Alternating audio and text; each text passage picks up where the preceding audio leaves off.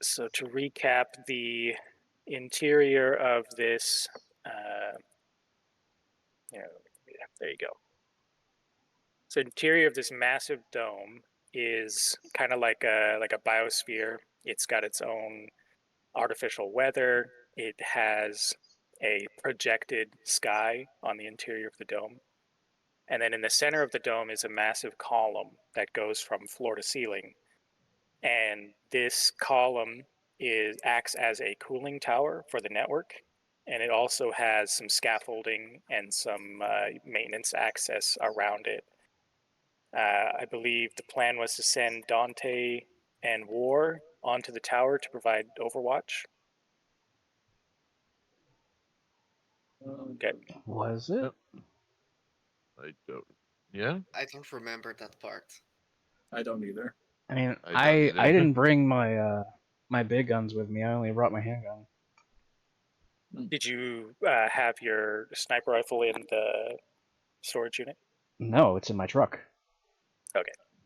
All right. Well, unless you want to provide a spotter, be a spotter for Dante, then Yeah, that'll work.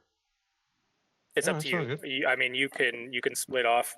The villa that you guys are renting is in the bottom left corner here.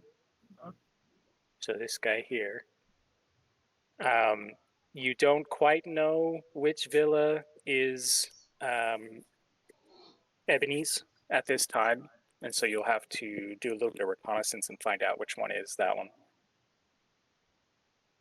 So we've got you. This little bus here has arrived to pick up the crew and shuttle them to the villa. There are these delivery drones just cruising around delivering packages and maintenance stuff to the utility bots. There's these landscaping utility bots that are everywhere. They just seem to be trimming hedges, raking leaves, things like that. And then occasionally on this bus, you do see one of these patrolling security robots. But between the uh, the entrance to the docks and the villa, as you guys are riding this bus, or you're free to you go on foot, sneak around, you only see like a handful of these security drones, and they're mostly just stationary. They almost seem like they aren't even active. Occasionally, one will move its head back and forth, and then just like those British guards with the big hats, they are just like almost completely logged out. Hmm. So, kind of the info that you got leading up to the mission is that this is a high security luxury residential barge. Once you get past the dock, security is pretty light inside because that's the main point of access. And so they're kind of the assumption that once you get past the docks, you know, security's not tight. It's like the rich corpos that live here don't want to see a bunch of security drones walking around with guns. Hmm. So I'll throw As those it's details gaudy. in there. We'll move you guys, you know, move this bus along here. Well, that's why you So get security robots with like internal guns. you gotta get, you know, their elbow whips out and there's a shotgun. Yeah. Well, Even seeing them is the problem. these are expensive security drones. They're definitely military style. And on your way there, you only see like a handful of them. And then when you get onto the residence, the villa it's very luxurious, very rich, very well outfitted. Clearly has a design where the engineer was trying to make a statement, like all kind of modern houses today. It's like, why did they do that? So everything about this house is like an art piece and meant to show off the luxury and the cost. It is gated. The gates open. They just open automatically on your presence. And you notice that there are no security robots on the premises of the villa. the way it seems to work here is that on your own property, you are responsible for your own security as like a privacy measure. Now, you do like get some messages from your agent talking about the optional features being sent to you by the security overseer, like you can rent a few drones to patrol your presence, but some of these, it seems like a lot of these places prefer not to have that security presence. They'd rather it be outside the gates and that they be able to enjoy their privacy. So the storage units delivered to the property, and your staff, I imagine you got a couple roadies that begin offloading and setting up the concert on kind of the front lawn of this residence. You've got your fans. About a dozen fans were able to get VIP access to this place. They are expected, to follow the rules and not disturb the neighbors, things like that. But they all kind of get set up and are waiting for the setup of the concert. They're on social media, things like that. You do notice a couple of very there's a couple more buses that show up at the front of the villa, and some of the rich, wealthy residents have been invited by your agent to attend the show as well. Among the residents of the Puget Pearl that arrive to the concert, Ebony Scrooge is not one of those. She declined the invitation. So, bummer. Would have been easy to just get her there and assassinate her, right? I can't believe it. She was a fan and she declined the invitation. She must have business to do. She's a businesswoman. So from here, we will set up the show and get everybody kind of set up for how they want to go after Ebony. Now, I should probably you're have not one of her sure. lackeys Venmo it to her later. Or not Venmo, whatever, fucking record it. To watch later. Like Venmo. Venmo's got recording now? So I forgot the name for the friggin' thing. So Enter? the residents here that attend, they're socialites, they're rich, they're there to kind of have a presence and show that not only do they live on the Pearl, but they are able to attend VIP events for free. So they're there as a status symbol. They probably know which residence belongs to Ebony, and they might actually have some dirt on her because she's their neighbor. I'll probably mingle a bit. See what I can gather. Where Zero is. So Zero, like I said, in the maintenance tunnels. We'll cut to Zero real quick.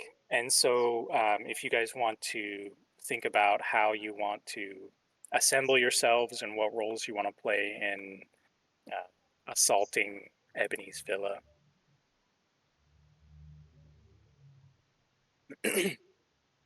Ooh, okay. So here we have the maintenance tunnel.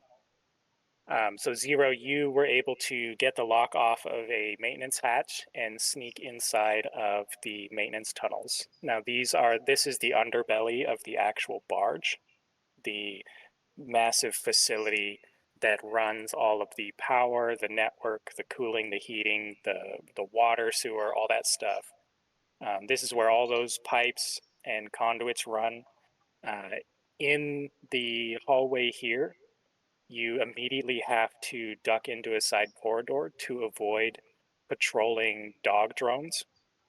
These quadrupedal drones just tip-tapping on their feet, scanning the tunnels. And so as they pass through, they have blinking red lights on the top of them. They are definitely there for maintenance. They are scanning the pipes. They are checking in with different consoles. They are scanning the maintenance robots here that are working. You see some of them cutting and welding. You see some of them disassembling parts and replacing parts and putting them back together. So there's definitely some traffic in here. It seems to all be drone traffic. You wait for a few minutes. and you see a couple of these dog patrols pass through, and there doesn't seem to be any evidence of, for example, bathrooms. There's no restrooms in these hallways. There's no crew facilities for uh, any organic crew. It seems to be all robots. Oh, that's a bummer. I really need to go to the bathroom. Yeah, you're gonna have to hold it. Yeah.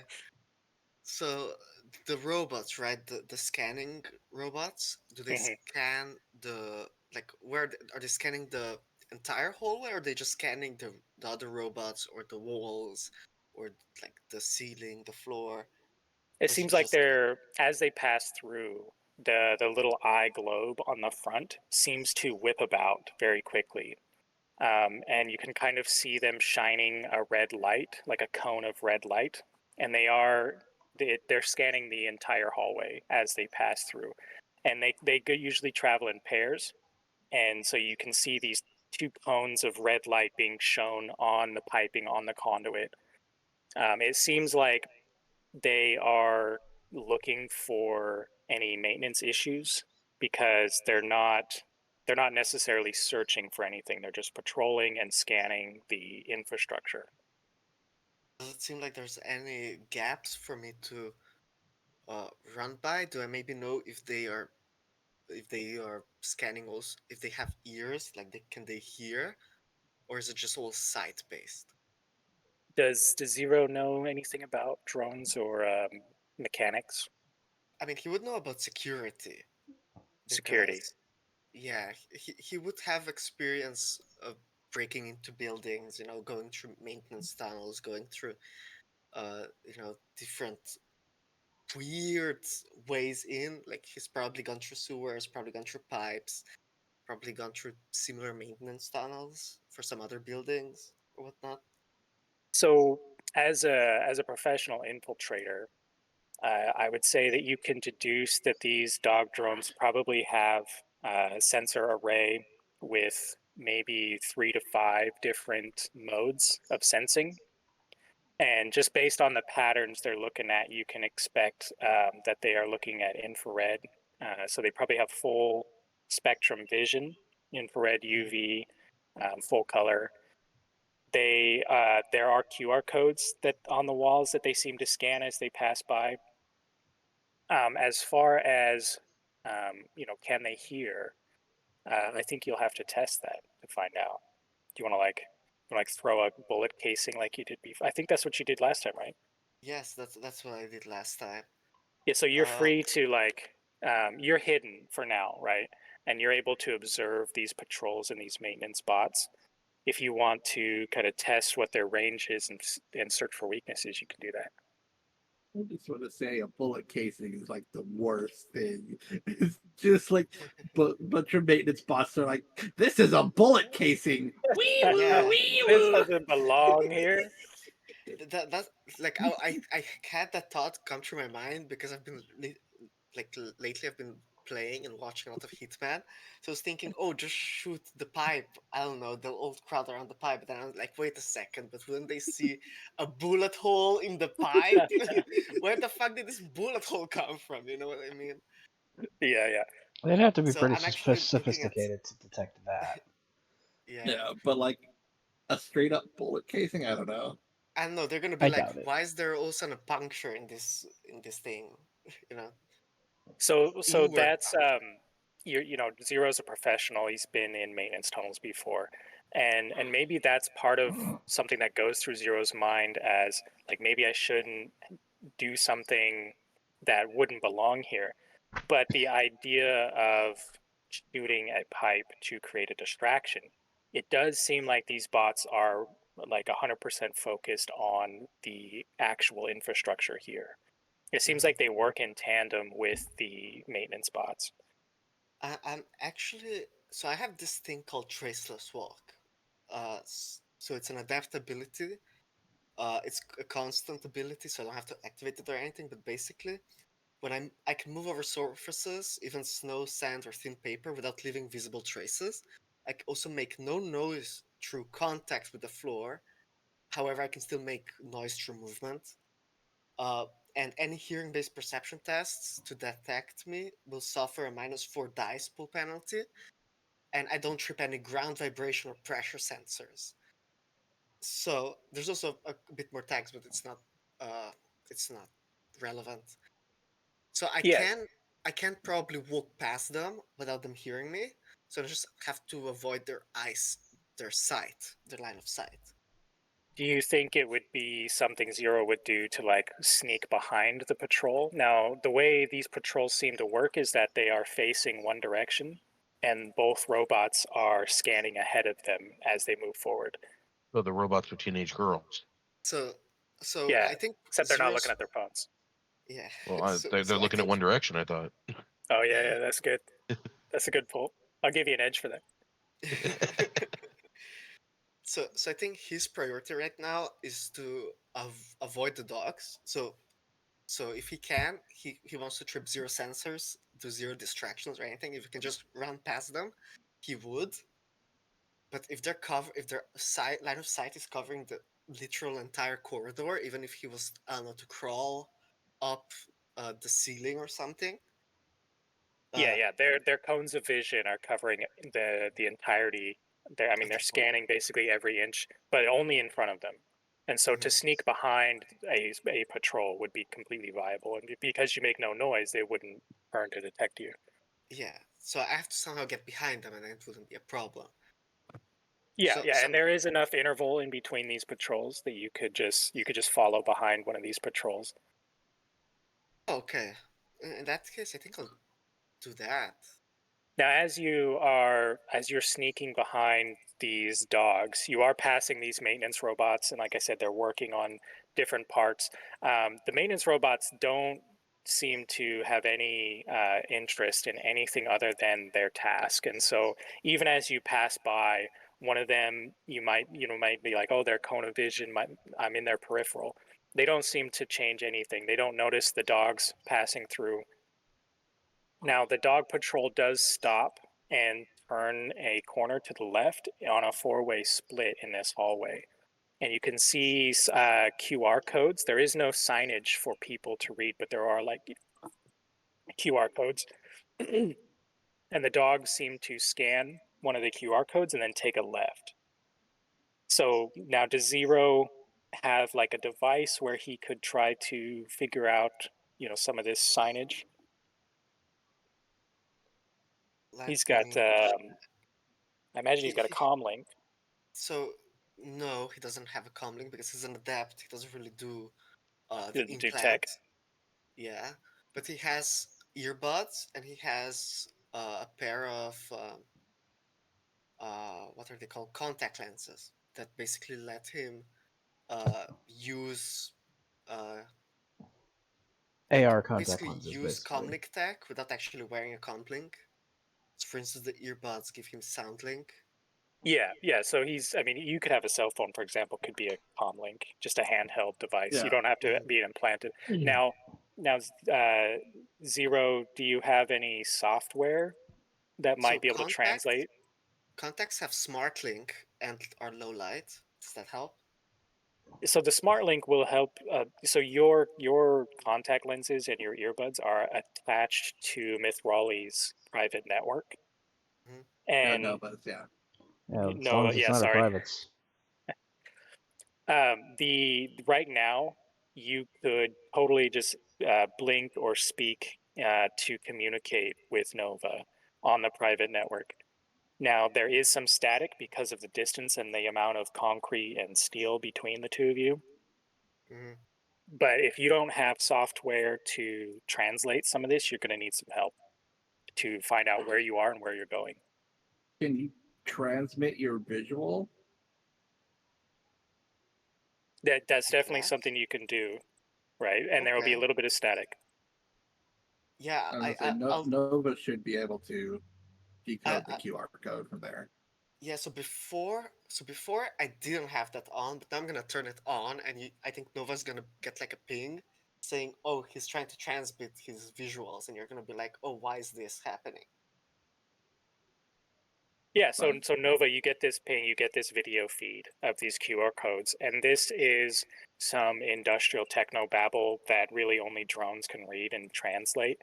But you have access to software and algorithms and coding that can help decode some of this stuff. Right now, where is Nova? Nova's setting up and preparing for the concert. Like, where is Nova when she gets this this video feed? Probably just like on the backstage helping assemble some things. So does she break away to do this task for Zero? Oh, she could probably just do it through her phone. Yeah, I imagine. Doesn't Nova have a cyber deck, like an implanted So, one or an she doesn't have an actual? implanted cyber deck, but she has an actual cyber deck. Yeah, it's like what does it look like? Does it look like a DJ set or a laptop Yeah, or an it kind of iPad? looks like a DJ set laptop. Isn't that Piece. also in the Nice. container? Yeah, Yeah. that was in the So container. Yeah. it's back there with all the stuff being put together. So So I imagine Nova has to excuse herself and go access the cyber deck and simply just start running it through a program to translate. And so Zero, you get this feed, and it is a little bit of static, it is a little glitch, and it says downloading onto your contact lenses, and then an augmented reality overlay starts to appear above these QR codes, and the directions point to air filtration, water sewer, and the other one just says maintenance tunnel L5. Now, Okay. what's Zero's intent? Does Zero want to sneak into Ebony's villa through the maintenance? Do you want to try to sabotage some of the systems down here? Like, what's Zero's plan? Hmm. I feel like so. I think Zero's first priority would be to well. So I'm guessing that Zero would probably wouldn't really know what's going on with Mithrali and well, but yeah. Nova and her crew, right? So he Right, right. wouldn't have a good sense of time of whether they're doing their concert or they're preparing or if they're even inside. No, Nova will So probably give you will probably like send back a sort of text based like short sit rep of what's mhm. going Yeah, on and like an overlay on your AR. Okay, so I do know that they're setting up for the concert, right? yeah, and Yeah. you're getting like whatever Zero's comfortable accessing, but you're getting like 3D representations of the dome. You've got, for example, you can see like a 3D schematic of the villa. These things have all been kind of compiled by Nova's cyber deck as part of the mission, and so you're getting these details. Pretty much everything that they are getting, you are getting. Um, and so that's a good point. Like, is what are War and Dante doing? Are they helping with the setup of the concert, or are they going to start strategizing? I would probably help with the setup of the concert, and then whenever I get a chance, I'd grab my rifle and try to, sneak away, making my way to the central tower for to get on Overlook. Right. So, and then, do you guys want to try to get the location, find out the location of Ebony's villa? Now, that's something that So Zero could try to do, yeah, or I you was guys could try to thinking get. that. So I was thinking maybe Zero's first priority if Dante isn't gonna do this would be to find a way uh outside to a point where he can identify which villa is hers. Uh Uh, so that uh, we know for certain uh where our target is. And then what's War maybe doing? afterwards. Yeah. I'm just figuring what's War gonna do. I am keeping my eyes and ears on the ground floor. I'm like watching like the fans and the outside and seeing if Bodyguarding. anybody sees like anybody seems suspicious or if I hear anything like of goings Okay. on. I'm Okay. just trying to Okay. keep security on the ground. Okay.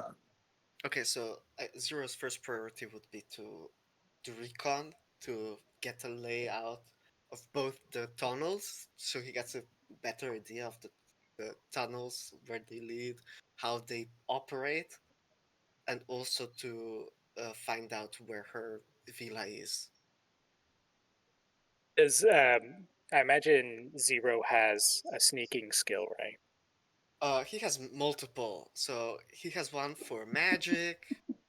He has flexibility to get into tight areas that are smaller than him.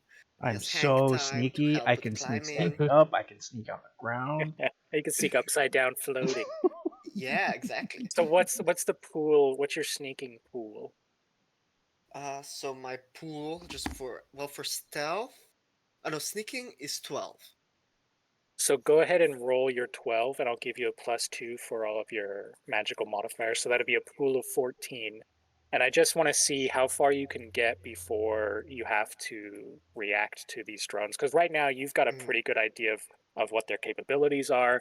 You can kind of just walk behind these patrols. As long as you don't create a ruckus or break anything, they don't seem to respond. So go ahead and Does roll this that pool of 14.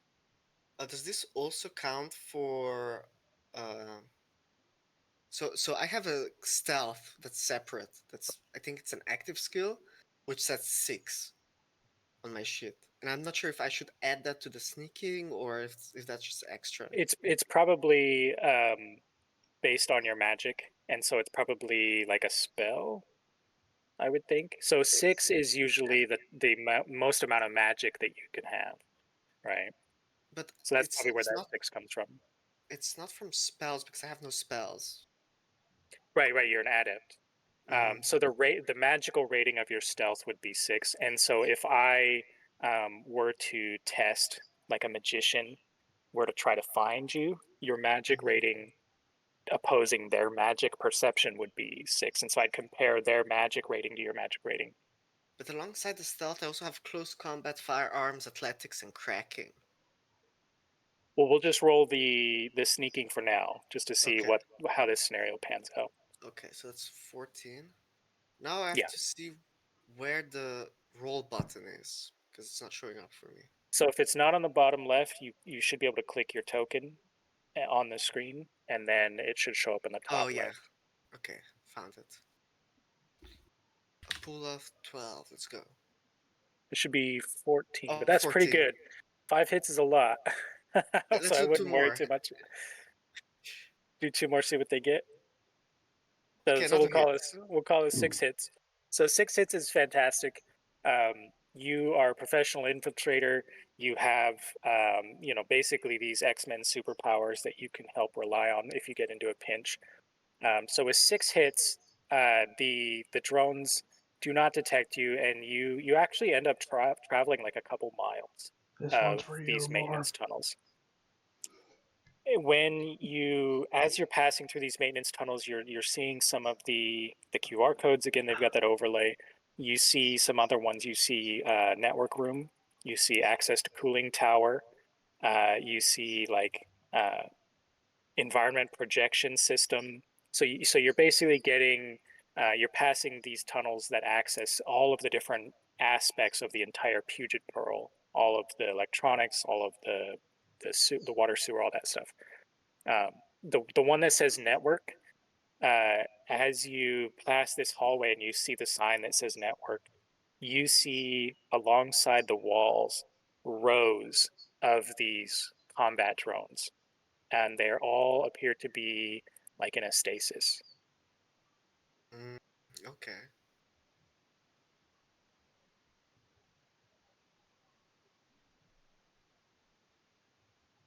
So they are it's almost like they're packaged along the wall into these charging stations. So now you don't have to go down that hallway if you don't want to, but it is something that you observe. You have I free would. reign here in these maintenance tunnels, and the housing, they are, you do see signs for the housing. It's like uh, it's got a domicile 1, domicile 2, northeast. It's got all these things, but the signs down here in the maintenance tunnels don't indicate who is occupying those. Mhm. So with the when I encounter this system tunnel, I will contact Miss Riley. Try to get not Miss Riley, Nova. Try to get her attention. And I'll try to I'll try to see if maybe Nova has any viruses or any ways to hack into the drones to basically make them inert. Well, you would need to. I think wouldn't you need to sort of be able to connect to them for me to connect to them? I mean, if I Because can't, if I hack into the main network, that's going to be a bad time. Right. So well, from the previous session, this network clearly is guarded by black ice. And black ice is a security protocol that is basically designed to kill. Black ice It's what is fried her illegal. partner. It fried the robot, yeah. So um, for Nova to enter this network, it'd be very dangerous. For Nova to write a virus program is pretty simple. I mean, Nova probably does that as a hobby, and Mhm. probably buys, sells, trade viruses on the black market. Like that's how Deckers operate. And so to write a program, a script, even a piece of software is like it's normal stuff that you might take you an hour or less to do.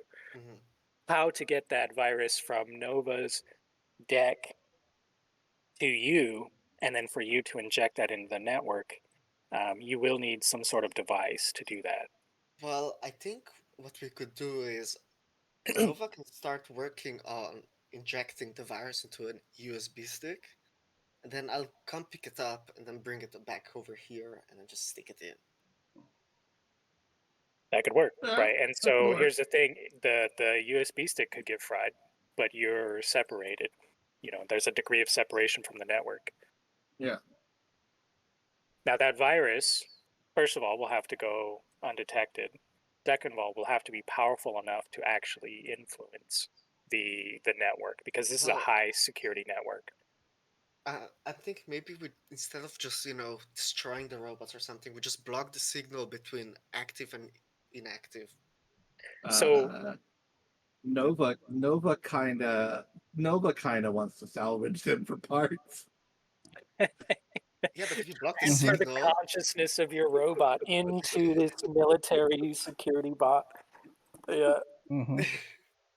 So what I would suggest is like if you would like to meet up with the crew and grab this thing and dive back into the tunnel, that can work. It will have with Nova. Like Nova's plan is to start the concert and then vanish, right? I mean, yeah, Nova's going to be doing the concert. She'll be there on stage. So she's going to be there for the remainder of the mission. On stage, probably, yeah. So to write a virus program powerful enough to dive into this high security network, it would take a bit of time, maybe an hour or Okay. two, right? And so this is something that Nova would have to be at the cyber deck doing. Now that's not now because the cyber deck looks like DJ equipment. Yeah, Maybe Nova's up there, you know, playing Multitasking. music and hacking while she's on yeah. stage. Does that sound like something you don't. would? What Oh yeah, about when definitely. singers just open their mouths and have the music in the background do all the singing for them? Yeah. So I imagine this You're show, and we'll cut to accusing the her of show. lip syncing? Yeah, lip syncing. Let's cut to the concert.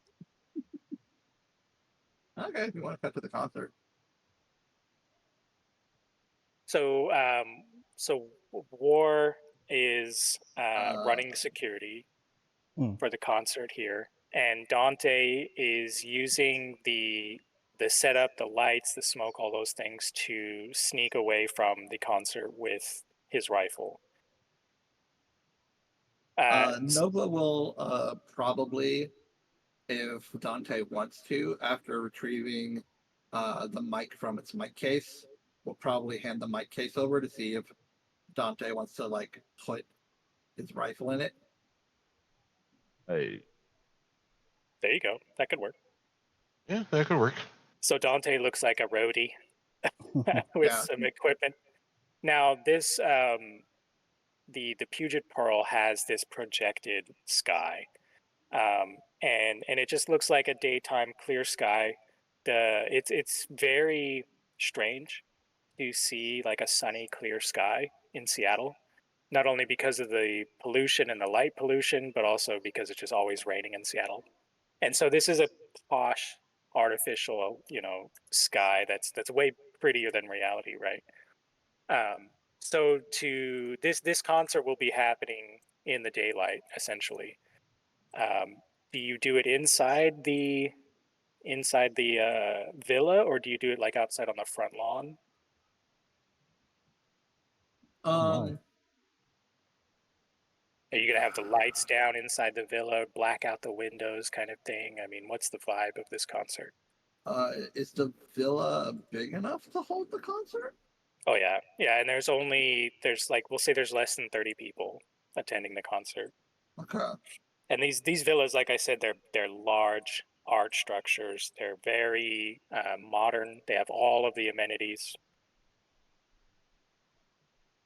Okay, so yeah, probably in the villa then. So just in case anything happens outside, it's dampened.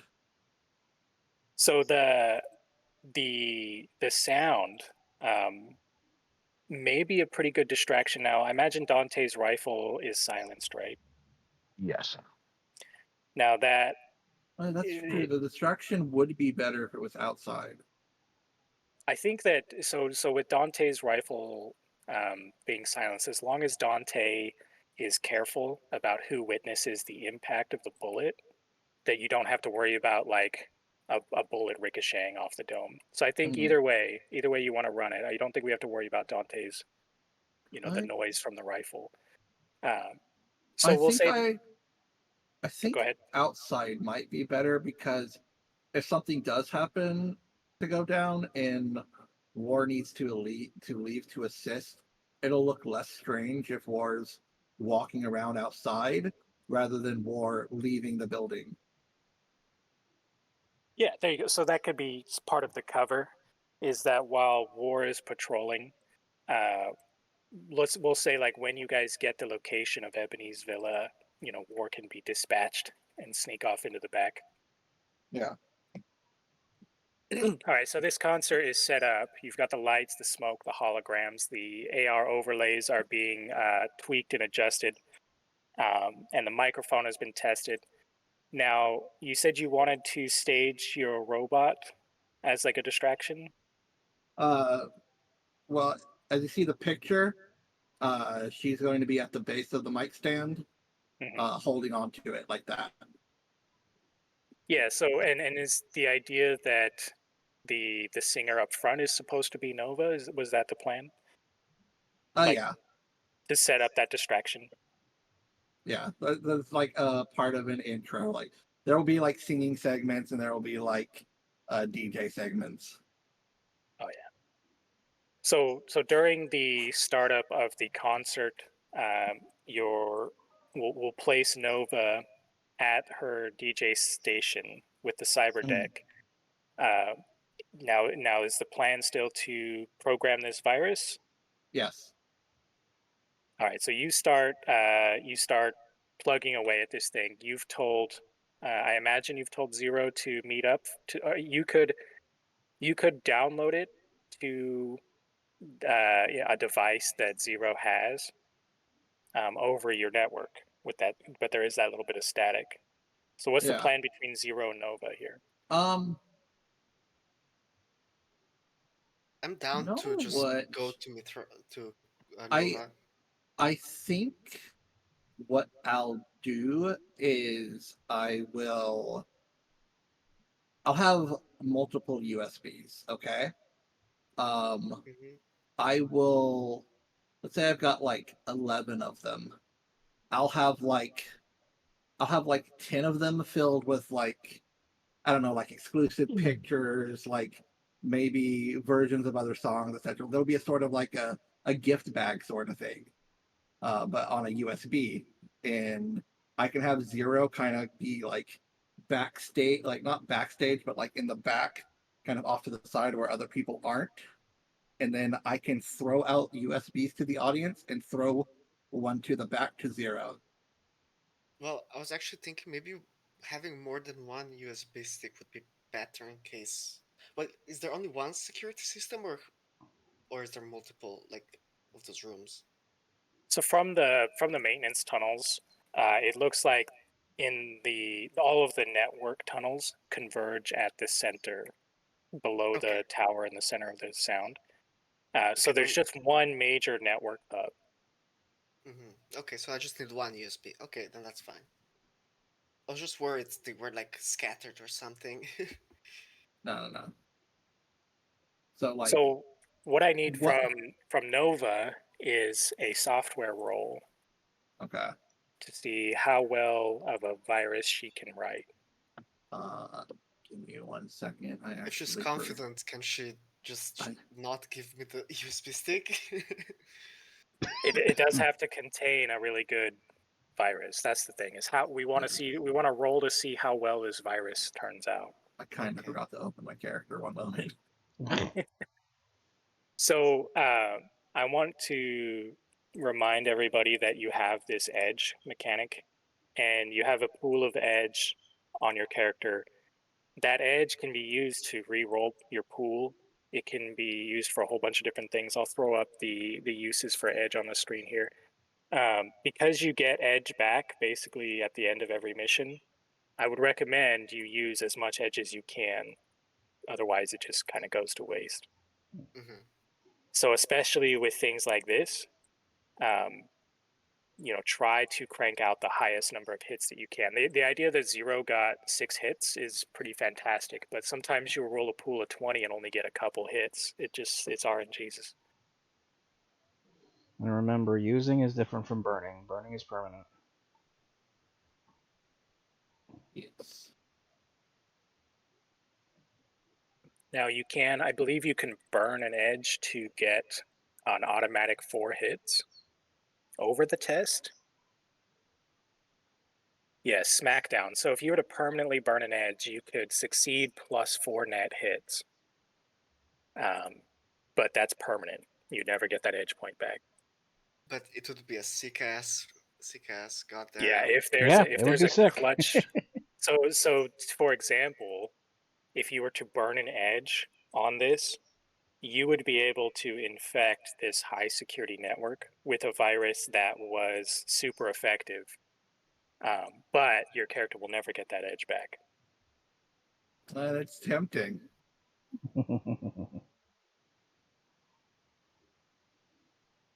This would be like your magnum opus, right? Yeah. You're It's Dante from the basically just a tower. fuck you, Do I it! win button. Yeah, it is an I win button. And here's the thing, like, if you were to, I'm not gonna make you do anything, right? But if you were to, for example, burn an edge on this test, the software or the virus would be so effective, you'd be able to take over the entire Puget Pearl, this massive network that has basically a nuclear reactor cooling tower.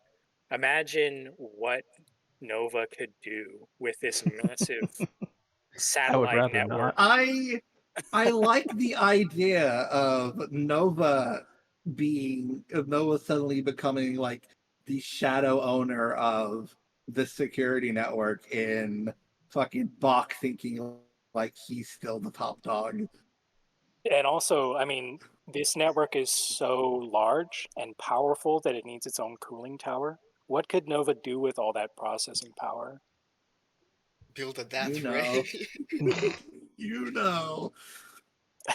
So anyway, that's could the make- kind of things you can Oh, do you with could Edge. make like a giant net running base. Just kick all the people out and then run it with Yeah. robots. It's one big This, step to owning the whole fucking thing. the whole city, man. Yeah, the whole city. Yeah, So slowly take for- over the city. Zero reports that he saw hundreds of drones in the maintenance tunnels below in the barge. And you guys have seen at least 50 drones being controlled, piloted, coordinated by this massive network on the Puget Pearl.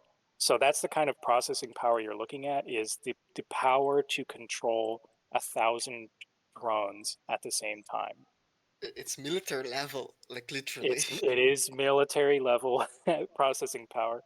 So I mean, we came here with the idea of stealing from all these rich people. Why don't we just steal their homes entirely? I mean, I feel like if that actually happened and we took over the entire base and somehow kicked all the people out, the entire government would send their military force Yeah, out we'd to be us. painting a massive target on our backs. Yeah. You Now, need. when you talk about like Okay. the government is the little guy in Shadowrun. The megacorps are all bigger than any government that exists. And which megacorp owns the dome?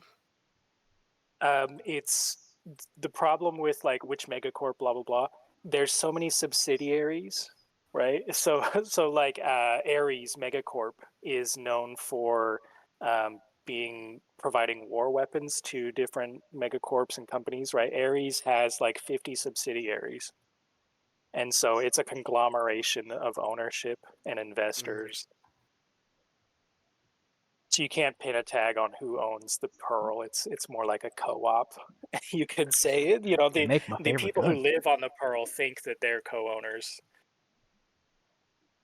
So you said you needed a software. Yep, I need a software role, Okay. That's It better be good.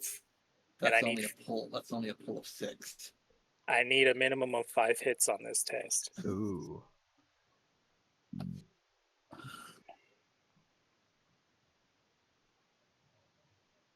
Oh no. There's 4 now, so you can use an edge to re-roll your other 2 dice, and if one of those comes up as a hit, then that's a pass.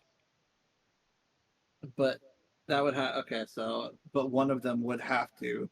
And One of them has to hit. So if you get 2 glitches, this virus will not be enough to penetrate the defenses. okay. If this virus goes through, is this virus enough to do what you said?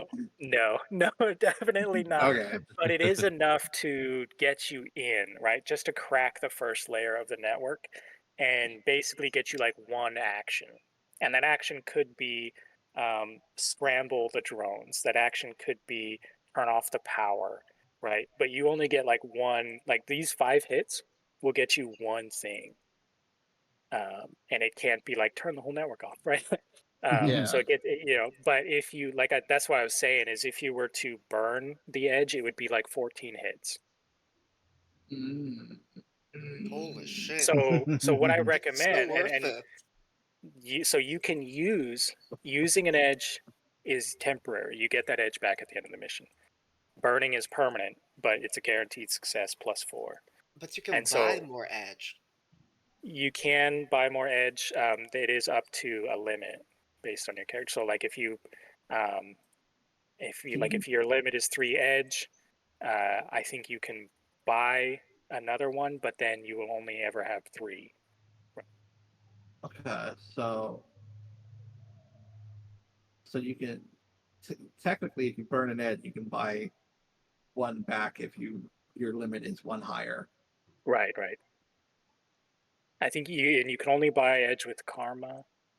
Yeah, And but like imagine spending 14 karma on owning the entire like No. megacorp building No. with thousands of soldiers. yeah. What? So Can you can't burn a spent edge, can you? you only get to do this once. You have a choice. You can either Okay. burn or use an edge. There's no Well, third try. Burn it. you know what? You know what, Bach? Classical music's fine, but I own your ass. Yeah. I'm burning an edge. Oh, we gotta Hell burn! yeah. Oh shit! So how many edge does Nova have? Now 1. Oh Oh, so no! you had 2, Yeah.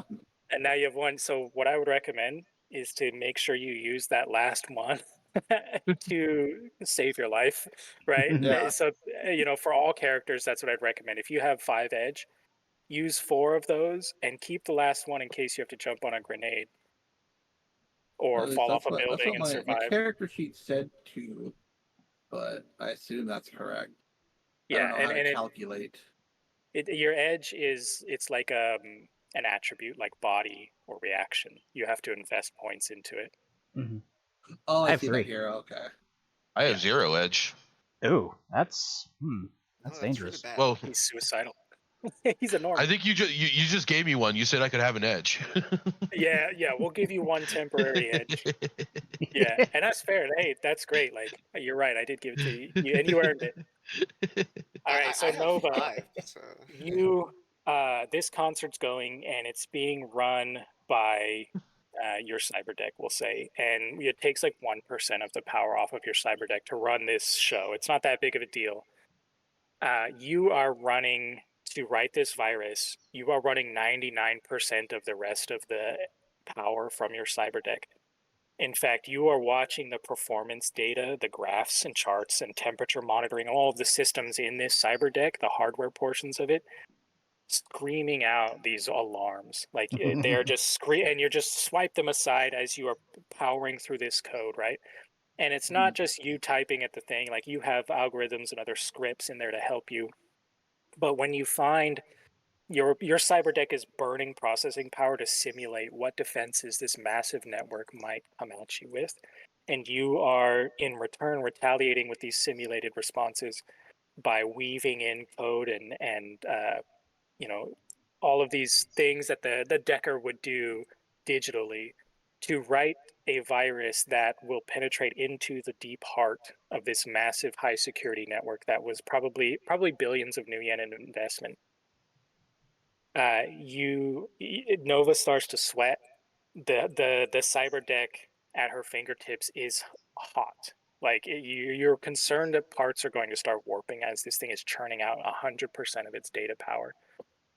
In fact, parts of the show start to flicker, Oh no. and the audience kind of, you hear just like a gasp, but then the show continues to go on, and you're panicking as you're rerouting power across your cyber deck, It's and all part of the churning show, out this guys. Don't code. worry about it. This script that you've written, this virus, is a culmination of Nova's life work, right? Like, has Nova failed a run or gotten into a life or death situation in the past as a decker or as a Shadowrunner? Life or death? No. There was a close encounter with the Mecha Santa last year. Right.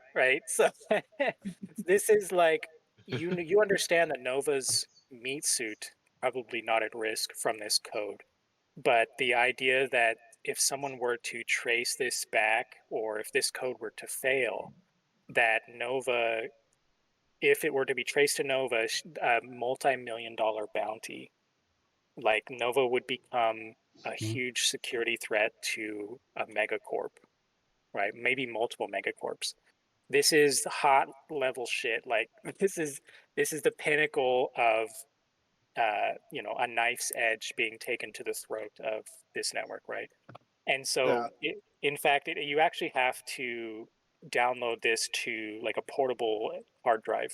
It's so complex, and so you offload this virus to this piece of hardware, and Zero's so magically stealthy, right? That Zero is able to basically walk on stage in the smoke and the neons, and take this hard drive. Do you say anything to Zero as you pass this hard drive off? Like, you're sweating. Nova is sweating.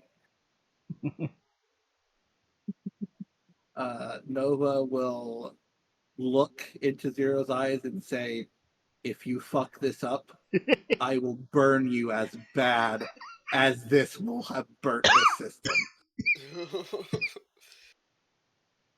Zero won't react. He'll just take it and go back into the shadows.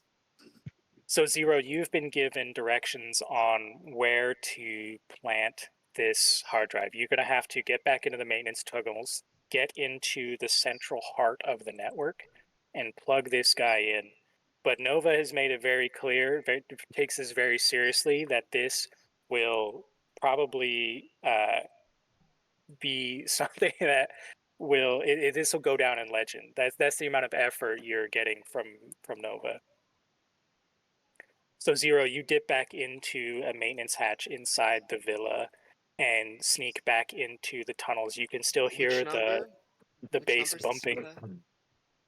Which number? What? Which number is the villa, like in the maintenance tunnel with the codes?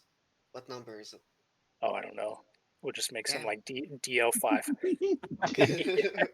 Yeah. I need to know because there's so many villas. Just there's like a specific number amount of villas, and if they each have their own code, but they're not traced to a person, at least have to know which number corresponds to which house. Try to figure it out.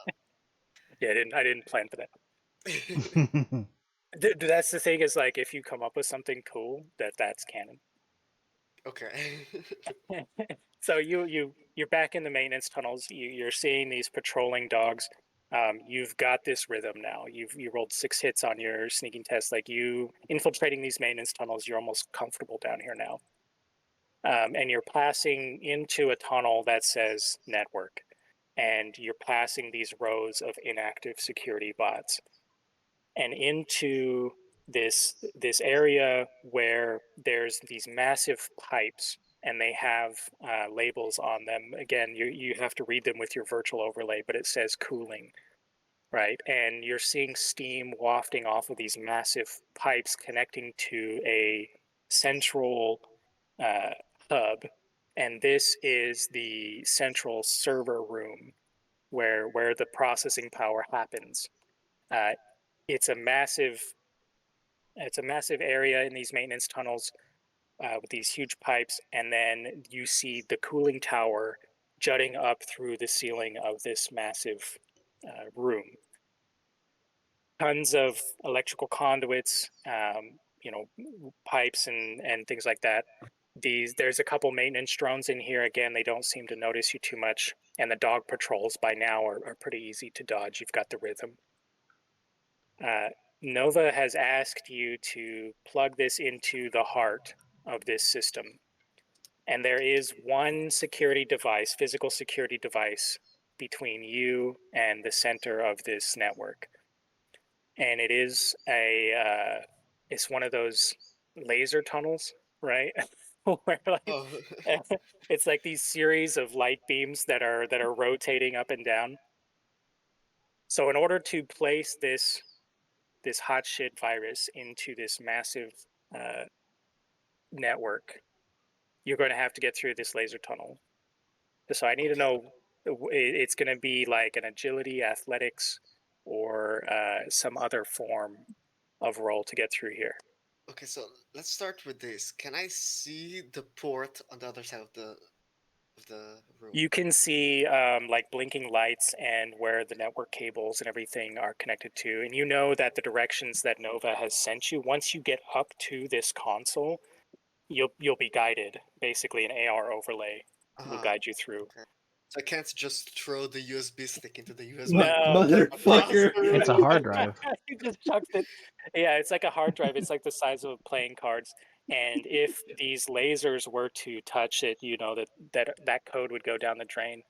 I mean, I am an expert thrower. Okay, I can throw throwing knives like An no one expert else. thrower. Ocean's 11, dude. You're gonna throw this hard drive and it's gonna land port side to port side. Exactly. Perfectly symmetrical, no switching over and then over again, thinking that you put it the wrong the first time, but no, you put it switched, then you switch it, but it's the wrong way again, so you have to switch it the third time, so it actually goes in. Just None of imagine that. you've got like the USB cable and it's like 12 feet long, and you throw it and you miss, so you just you yank on the cord and try again. What I'm going to say is, this game takes place in the future. If everything's not on USB-C by then, I don't know. I have no faith in humanity. That's the problem, right? Is that it's 50 years later, it's still not. Everything has its own stupid port, and it If has to be put in the only, right way. if only Humanity you didn't could learn shit. teleport. Oh yeah. Well, so these lasers, right? Yeah, They're probably covering most of the room. it's And like a hallway between. It's like a laser tunnel, and so we'll say it's like 25 feet of these lasers that are going up and down in beams. mhm. In fact, Only up and down. you see a rat that's been like cut in half by one of these Okay. lasers. So are they only up and down? Are they left and right? Are they They're all diagonal? over, and they They're rotate. all angled. They're ones at a 45, ones the 15-degree angle, and they rotate and they bounce up and down, video game style. At some Is point, you're there looking at them and you think they assembled the words "fuck you." is there like any space for me to go through or no? You'll have to time it just right, and You gotta there's not enough embody space Leon for. Kennedy. Yeah, you've got to make this, and if you don't, it will damage you. Mhm. Like you could lose a limb if you fuck Okay. this up. Is there maybe like an alternative? Can I maybe go around the tunnel? Oh yeah, I dude, just there's a have to maintenance see hatch my right next to it. options. You can just go. This You got edge too. there's only one access, like physical person access to this laser tunnel. Mhm. The drones don't seem to be going in and out of the laser tunnel. Like they don't need to do that. Mhm. Now, if you were to damage, like if let's say you threw a knife through the laser tunnel and it made it to the other side and damaged some of the components of the server, then maybe one of these maintenance drones could find that damage and try to disable it. But it's kind of a stretch, right? Mhm. Mhm. Like maybe it would work, and then you'd have to somehow lead this drone through the laser tunnel. Okay. There's no like hot pipe that's a cooling pipe that's directly connected to the room or anything. There's these large. I mean, these are like 30-inch diameter cooling So I can pipes. fit. But would I get You would boiled not want alive? to. You would either get boiled or frozen alive. Okay. In that case, this room is really my only option. So I will bring. This laser tunnel is the only personal access, Mhm. and So I because you're will. not in the network, you can't disable it. Yeah. Well, here's the Do you thing. have any like gear? I have Like some gear.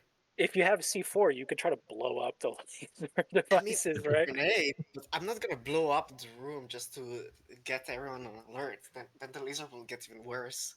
If you were to somehow damage these I mean, these are like laser emitters, right? And they're connected end to end, and they're connecting these lines of hot laser plasma, right?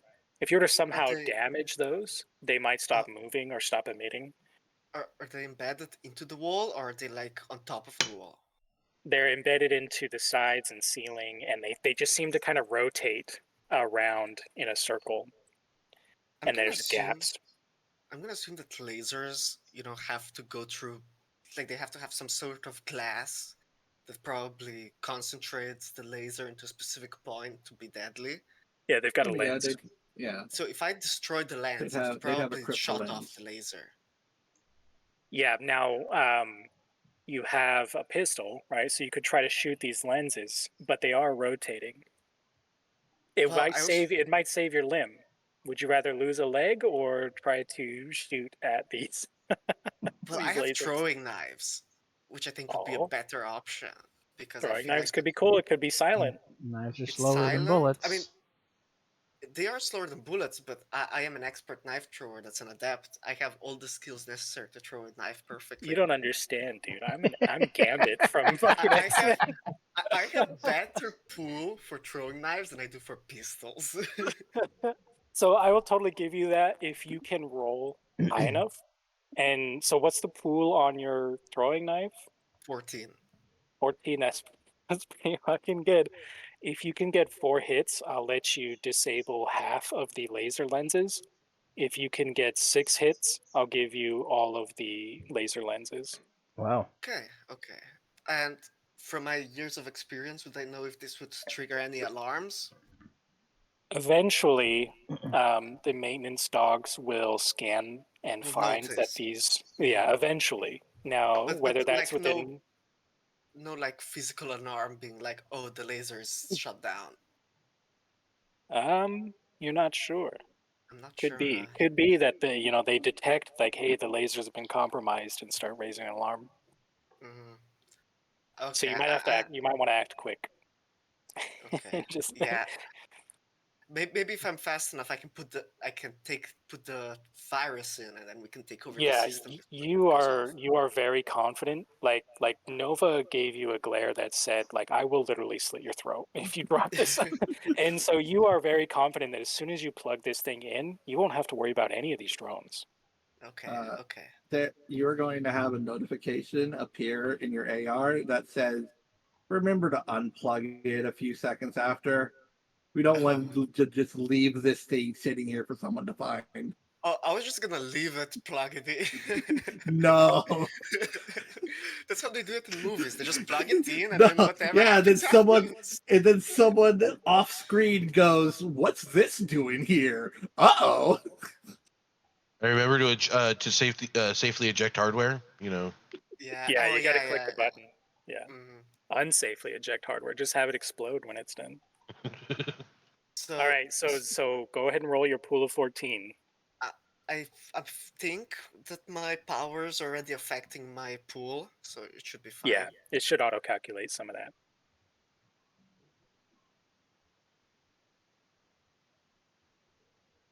I hit the button. It's not showing up for me. Did you click your token? Oh, maybe not. Yeah. I'll try again. Roll 20 is not perfect either. It just could be glitching. 6 hits? Hey, there you go. There you go. Look at that. So these we'll call them lenses are on tracks in this laser tunnel, and they are spinning from the side walls to the floor to the roof, right? And these lasers are rotating. High intensity beams. You can feel the heat coming off of these. It kind of blinds your eyes a little bit. These are not. These are like top shelf military grade laser emitters. Uh, and after watching the pattern for a few seconds, it's like a meditative state where you go into, Naruto mode. And does Zero have like a bandolier of these knives? Where do they come from? He's got to have like a dozen of these. Like, where does he store all these knives? So he stores them. Yeah, I guess he would have bandoliers. He'd have like special gear, basically, meant just for storing all these knives. He has like on top of his gun holster, he has a knife holstered. He has them in his special pockets inside his coat. He has it stitched onto his coat. So if he opens his coat, it's like all knives. This He's is not this is the passing He'd be a most just. nightmare for a metal detector. this is the most X-Men shit. It's a good thing you didn't get scanned. Oh You yeah. know, yeah. So I imagine he poofs his coat out, and in a movement that could only be done with the assistance of magically assisted reflexes, he starts whipping these knives. Um, it's almost like he's doing it by reflex instead of actually looking where he's aiming, and you hear as these lenses get shattered by these knives. And the knives kind of ricochet across the floor, but it's loud in here. The hum of liquid flowing through and motors running, things like that. This laser tunnel gets disabled, and a couple of your knives actually get cut in half by the lasers as they ricochet off the walls. And you're standing there Understood. in front of this monstrosity of technology that is just radiating heat and is humming very loudly. And you're now able to walk through the laser tunnel. There are patrols of dogs. They're on the outer rim of this thing. Eventually, they will they will they Eventually, will they come. will come to perform maintenance. Yeah, they will report damage and have a utility bot sent here to replace them, and it will go to the security director Bach, right?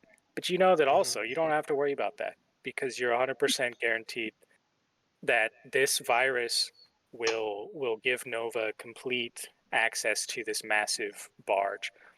So the weight of putting this legendary action, this this sabotage that will put either you or Nova or the entire crew potentially on the radar of a lot of high-ranking officials in the megacorps who may have an interest in the Pearl.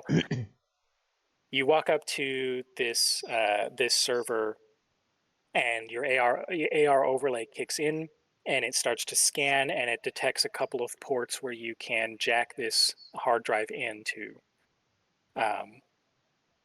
You push the button, you stick it in, or do you fuck over Nova? I stick it in.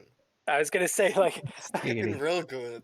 Zero cuts the feed, Just and fucking, he pockets just a the hard drive. fucking, just Cut the Nova feed. Hello, Arasaka. I outlines. got what you want.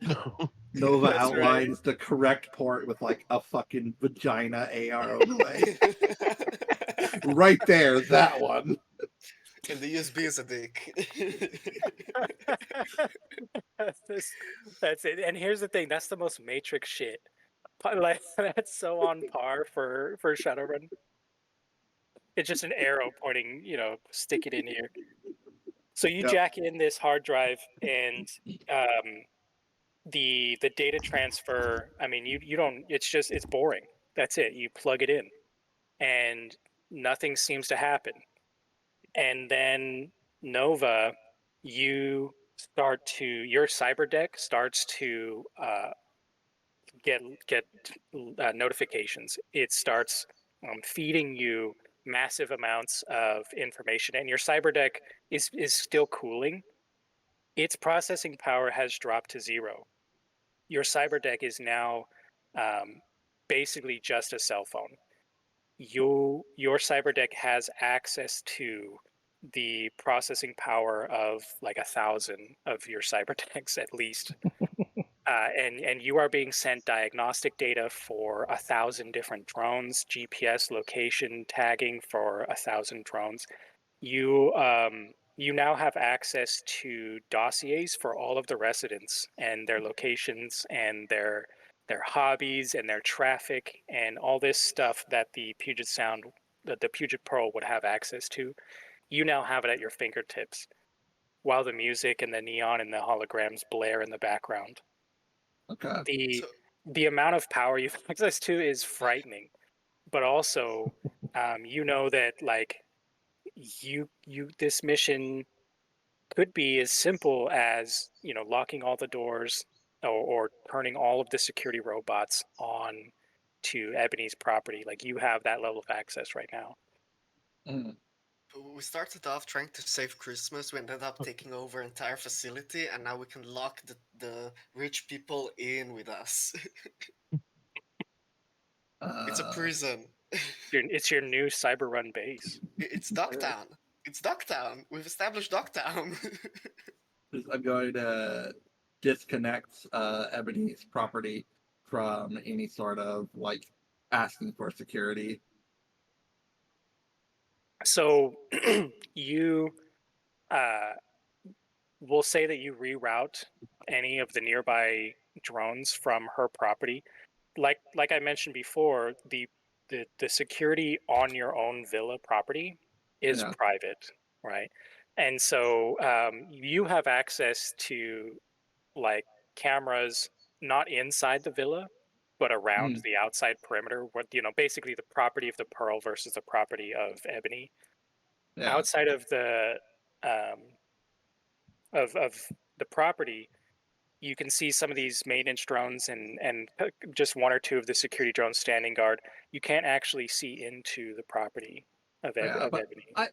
I imagine like they all have sort of like an SOS I need help button though. They do. I'm just saying, like, their private stuff is isolated. Now, you have Oh, that's fine. you I just you want to could disable use her SOS button. you could use the power of the Pearl to hack into her villa. That must be so easy. I'm just saying there is a degree of separation there. Yeah. So like, you won't be able to disable her security bots unless you get into her network. Okay.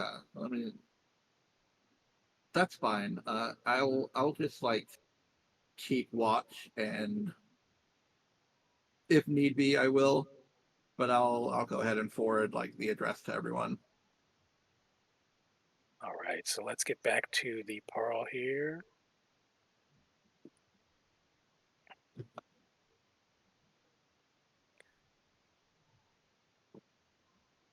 So here we have the villa that you guys are renting. Ebony's villa is this one up here.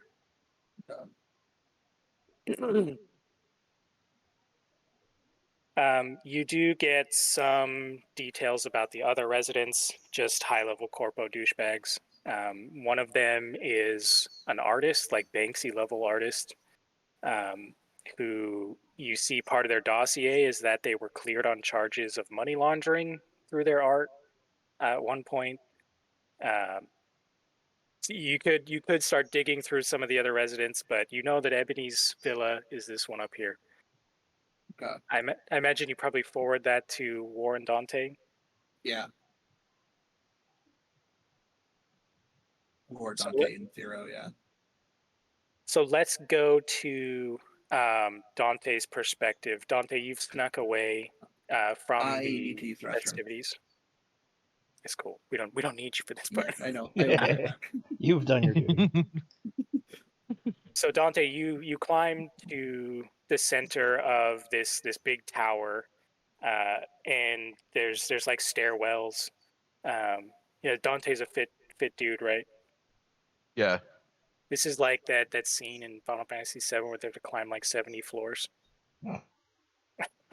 So you get to a high vantage point, and Nova sends you details of Ebony's villa. You have like a schematic layout, but that's basically it. The actual situation in the villa is private, and it changes, right? So having eyes on this villa, I can show you what you see from the tower.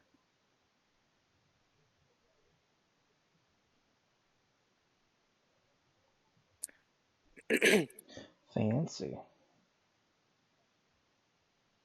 So you have Overwatch sight on this super cush expensive villa. The things that aren't pictured here is to the left there is a covered swimming pool. It's got like a little fancy Art Nouveau building, and inside that the glass you can see that there's a swimming pool. There is a vehicle, a personal vehicle. You've seen a couple of them. It seems like they're really just there for status symbols, like yard ornaments. Mm-hmm. So there's a very fancy hover car.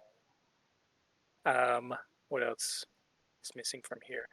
This image here is pretty accurate. There are two floors. The base floor seems to be like for entertaining, as you can see through some of the windows, and then the top floor, it seems to be kind of the hangout spot. There is a balcony with a guard. I'll ping them here.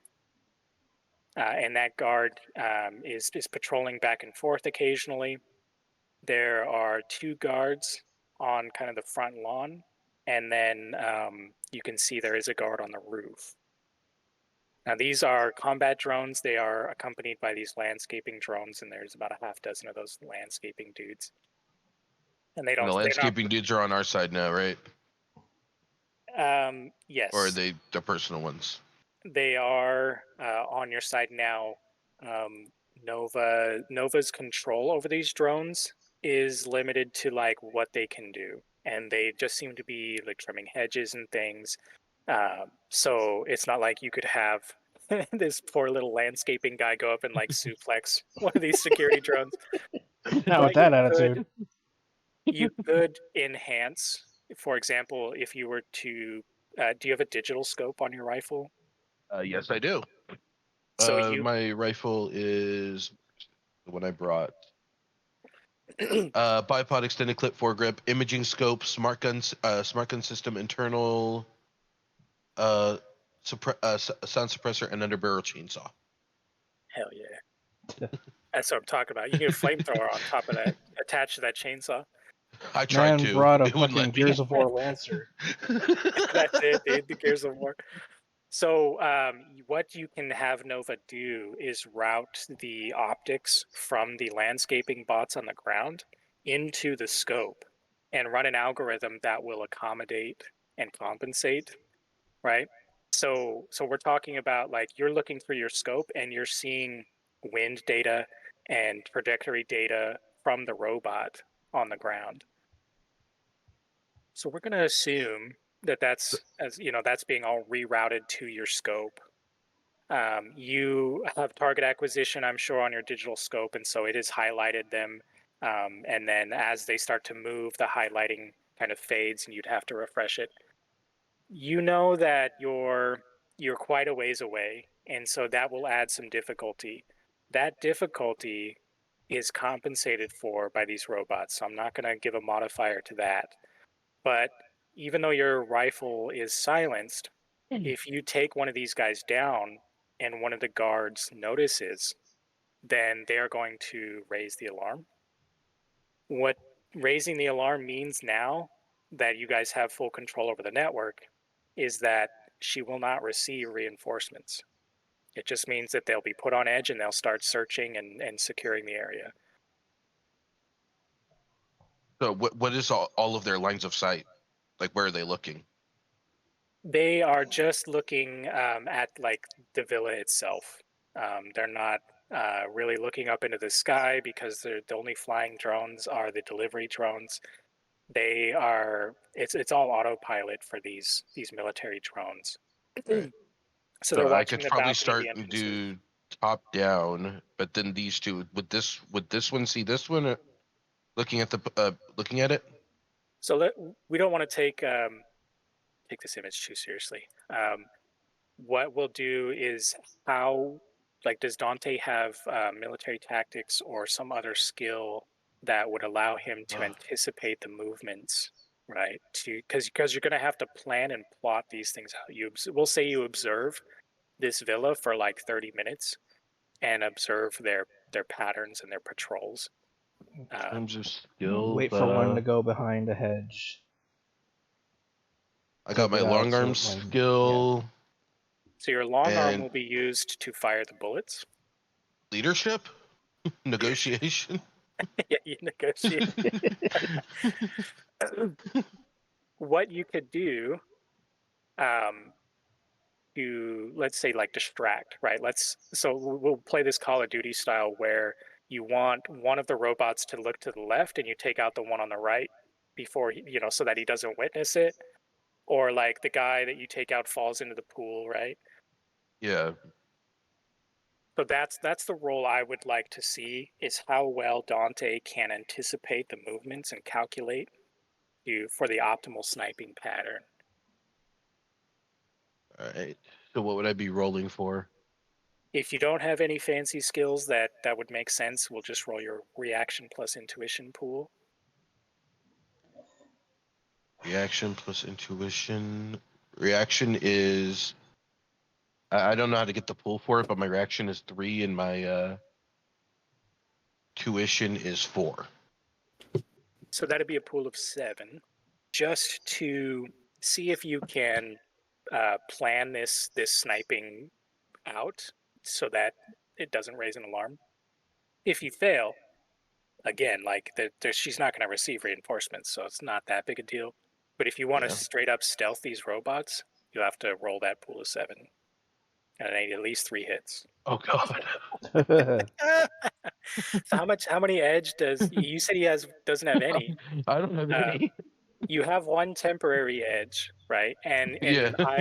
while I don't think it's fair to let you burn that, you can use it. Now you don't have to use it on this roll. Like I said, it's not the end of the world if you flub this one, I'm but it's back. up to you. I mean, I can use it. How many could I re-roll? Yeah, so you would re-roll all 7. Okay. There we go. 5. That's way better. Okay, so you have 0 edge now. Um, yeah, Back to normal. so we want to role play out what happened, right? Like Dante, we'll say that Dante is like, I'm just going to take out the dude on the roof first, right? And Yeah. then you see the guy on the balcony look up at the guy on the roof right as you start to squeeze the trigger, right? And there's like a jolt of adrenaline as you see that, oh, your first gut reaction wasn't quite working. The stakes for this aren't as high as they were before the network was taken over, but you understand that war is probably going to end up on foot in this villa. and you want to probably help out your buddy, make sure he doesn't get shot. So you focus in, and you reevaluate the pattern, and you see an opening, and you take that opening. So let's go ahead and fire your first shot. Would be So that'll be your long arms pool. long arms. Pool of 12. Pool of 12. You just need 3 hits to take this guard out. All right. So the guy on the roof, he's out, and he's behind the sight line. This bullet fires out from your rifle. The sound suppressor whirs and kicks to life. And what do you think that there would be a tracer, or is this like a stealth assassin rifle? There would probably be a tracer. It's a it's a big gun. It's a Barrett Model 122. Yeah, it's high caliber, right? And so Yeah. this thing, like there is a shockwave that comes out of this gun, and there's some dust that gets kicked up, right? And there's no birds or anything in this dome, but you feel the recoil. It slams into your shoulder, and you see this tracer, and in fact, you see your digital scope just processing massive amounts of data to compensate for the next shot. And so Nova is using the power of the network and the bot on the ground, plus your digital scope, to compensate for things like wind density or air density. So you're seeing all these pop-ups on your scope, and this robot takes its high caliber bullet to the chest and flies further onto the roof. Currently the robots, the rest of the patrol haven't noticed. We're going to take a shot at the next guy. Go ahead and roll the same. Right. You only need 3 hits. Roll. There's 2. Man, look at those ones. You get 3 ones in there. Damn.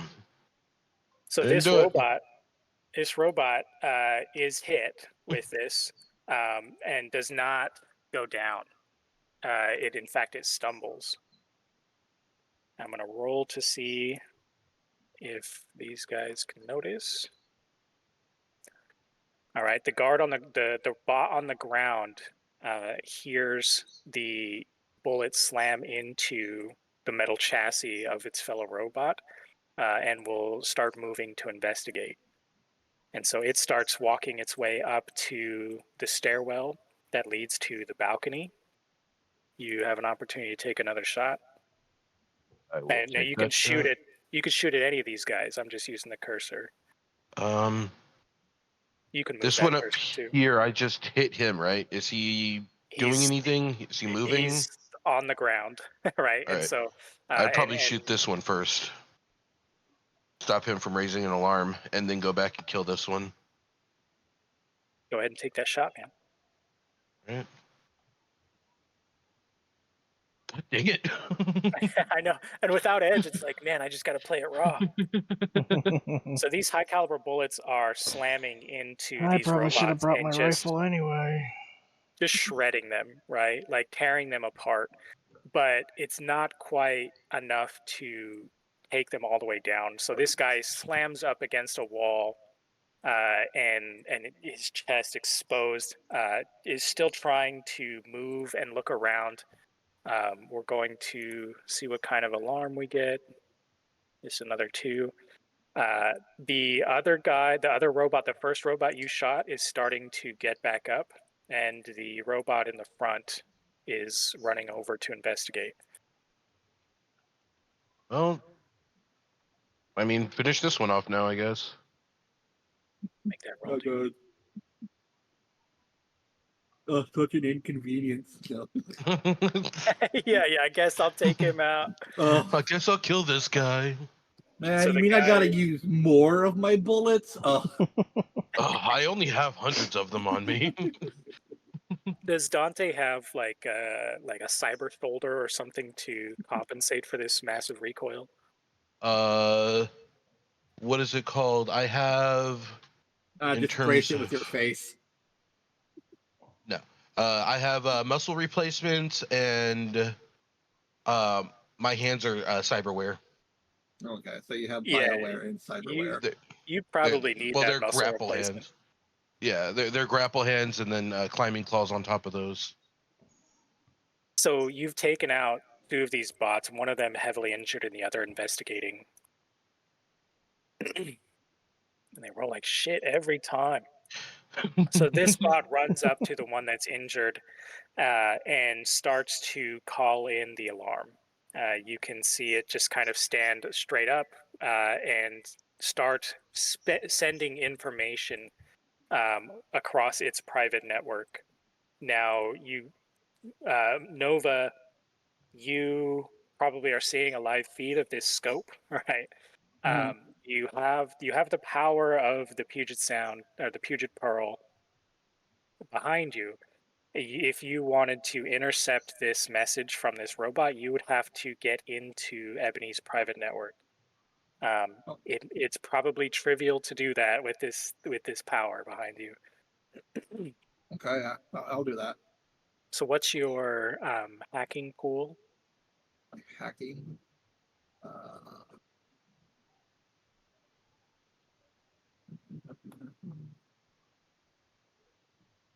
uh,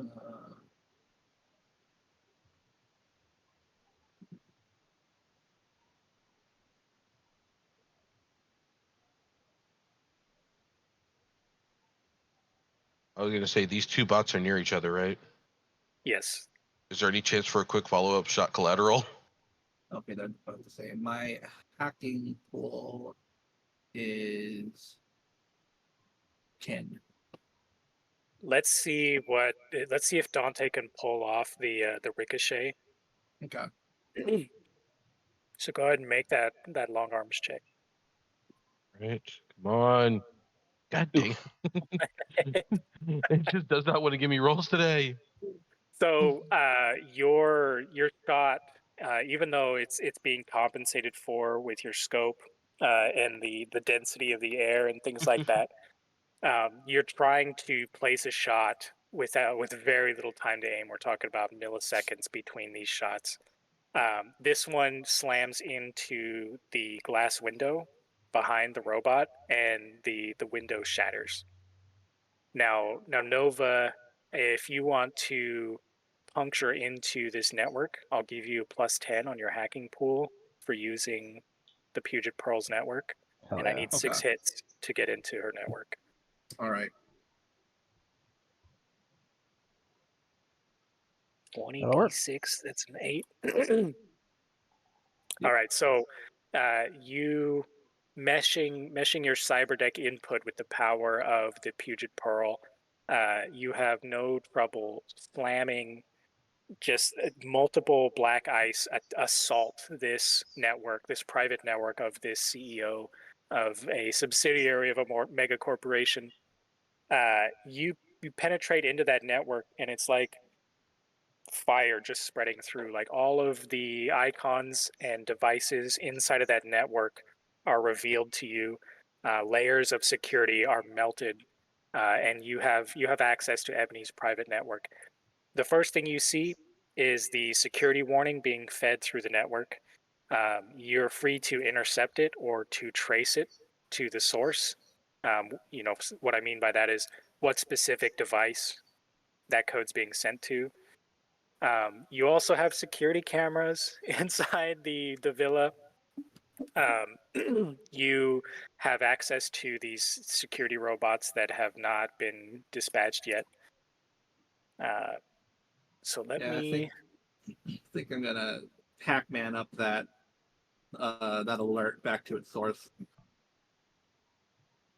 So you remove the alarm from reaching Ebony's personal devices. There was a window that was shattered.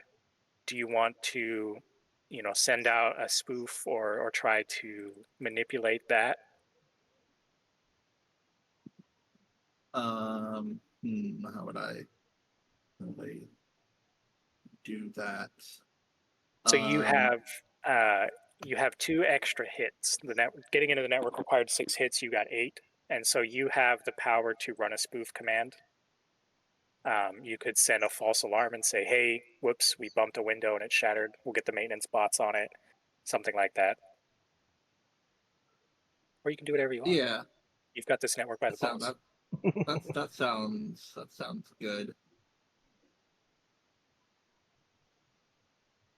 So you send a spoof to Ebony's personal device that says one of the maintenance bots tripped and damaged a window.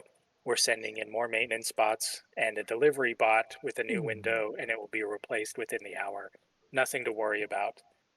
And you get a reply from Ebony's device that says, good job, they much appreciated. She just kind of poo-poos it away. When Yeah. that message is sent from that device, you get a ping on it. You look at the camera data inside the villa, and you can see that the device received was in the office, and with that camera data, I'm going to show you the interior of the villa. Ooh, here we go. So let me just clean up some of this. And again, don't stress too much about the details of the map. I'm just using it for theater of the mind stuff. Yeah. So we've got a couple of these security guards. This guy's, we're going to put him over here. So you can see on the map here, we've got the personal vehicle here at the Damn, entrance. she's shameless. She has a hot tub in front of the bar in the middle of the entire building. Yeah, a swimming pool. This guy was taken out. The guy on the roof was taken out. He's fine.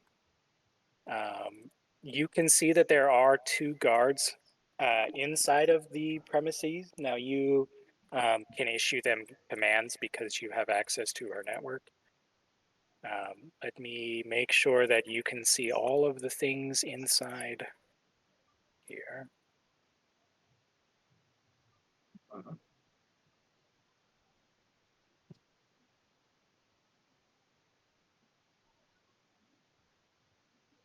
Since we can't control people, should Dante snipe the 2 people? The guards are robots, Yeah, but aren't there's they? this guy Timberwolf, isn't there? Oh. Some other guy. So you guys, I imagine, based on Nova's consent or whatever, that you guys are getting live feeds of the interior of this villa. And what you see is that there are a couple other security drones inside that have not been alerted because the alert was spoofed, and you have control over Ebony's network now. There is this person inside of the lobby area, the main area of the house.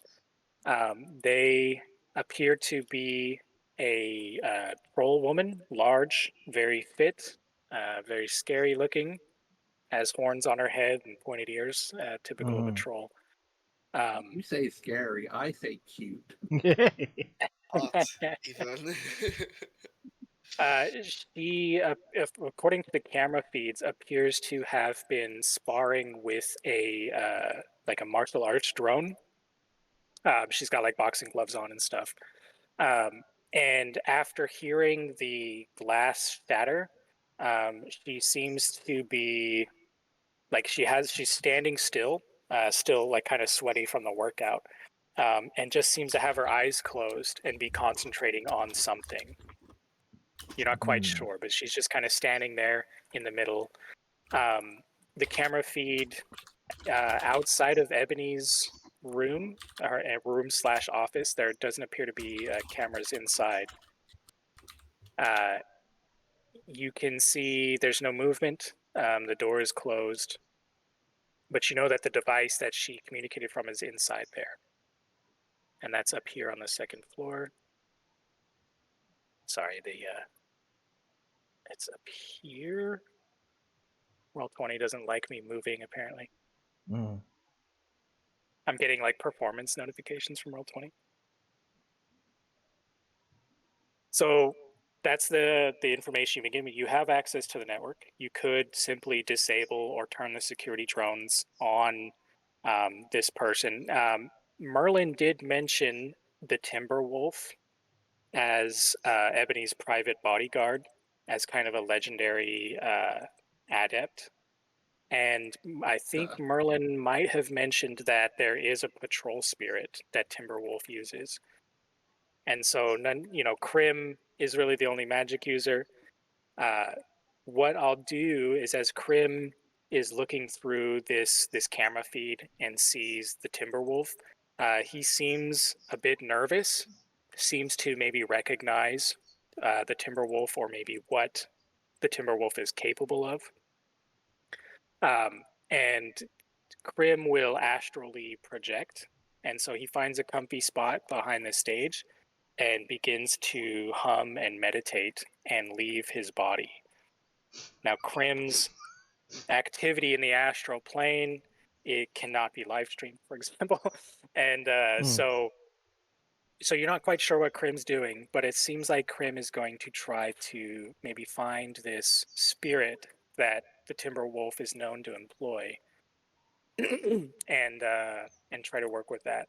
Now, you haven't heard from Merlin, but you remember that Merlin, the ghost that commissioned you guys to infiltrate the Pearl, said that his phylactery is somewhere inside the villa, the bound item that his soul is bound to.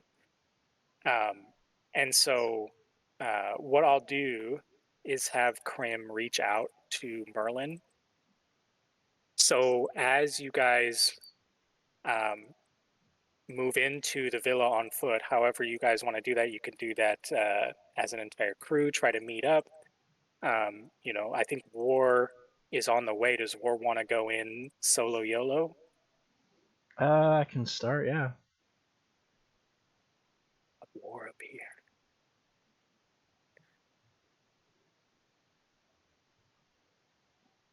I think Zero by now would also start heading towards the villa. Maybe as support to War if he gets into trouble. Now, does Zero want to try to infiltrate through a maintenance hatch into the villa, or does he want to just roll in side by side?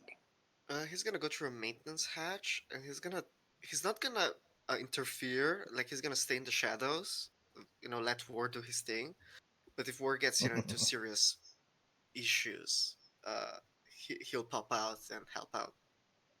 Let's see, where should we put Zero? We'll put Zero in the maybe back here. In the lobby. Maybe you want to put him in the backyard? Yeah, like have him scale the building from the backyard. Well, say there's like a trash dump maintenance hatch that he climbs through. So Zero's covered in trash, but is able to climb up through this hatch. No big deal. Mm-hmm. So I have to use the restroom. Okay. Feel free to strategize if you need to take a break. We'll meet back in 10 minutes. And then don't take this map too seriously. It's not a 1-to-1. We're going to try to theater of the mind, and I don't really like battle maps. So, all right, I'll meet you guys back in 10 minutes. Okay. All right. It's okay. So I'm thinking I'm going to stay on Overwatch, and if I need to, I do have taser darts that I can shoot at the Timberwolf if you need some help there, War.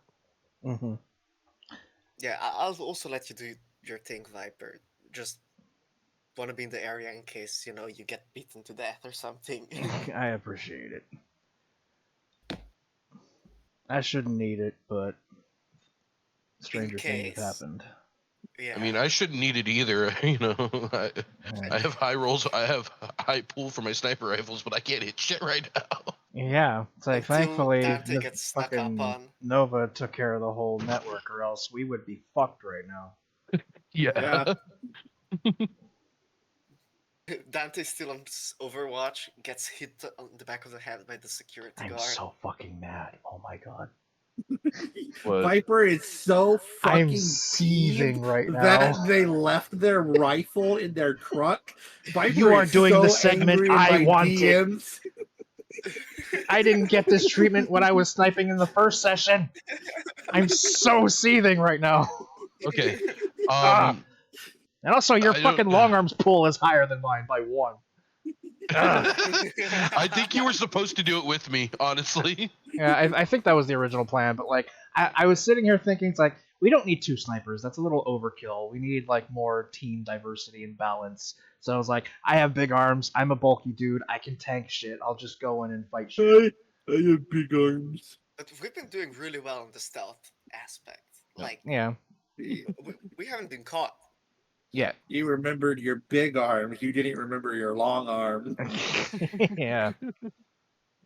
But I Oh. mean, Why is I it took that Muay Thai for anytime- a reason, so hopefully I get to use that here. Why is it any time that, we play Shadowrun and some cool shit happens, shadow fires in here?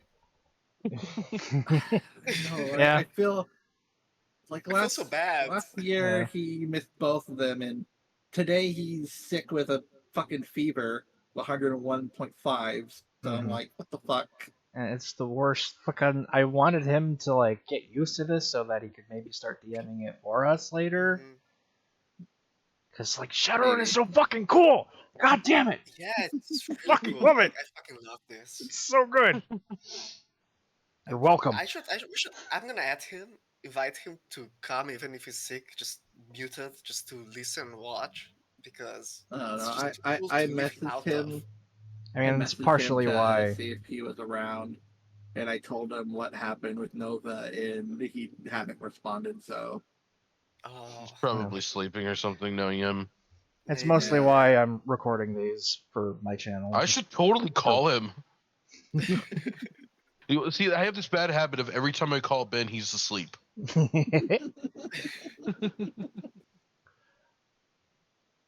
I think that's why, because you tried to call him, he's sleeping, so Mithrali couldn't reach him.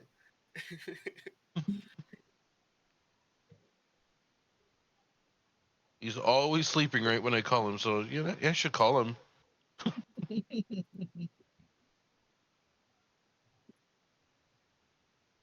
I was not expecting the laser scene from Resident Evil.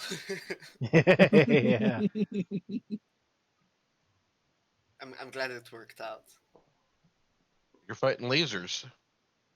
Deadly lasers. But it would be so easy to just make, if lasers actually existed that could cut you in half, to just make it impenetrable completely.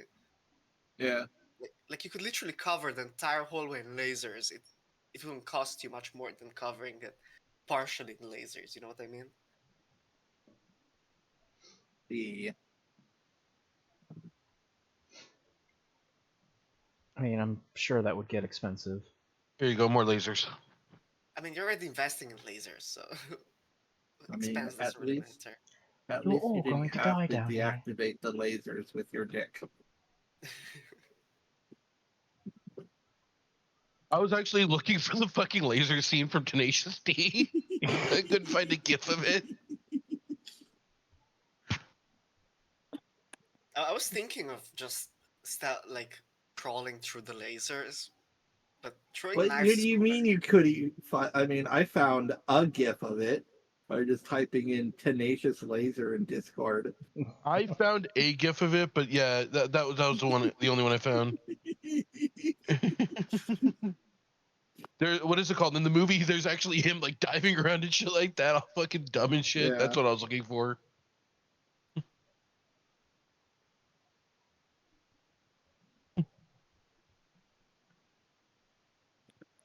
All right, we have a plan.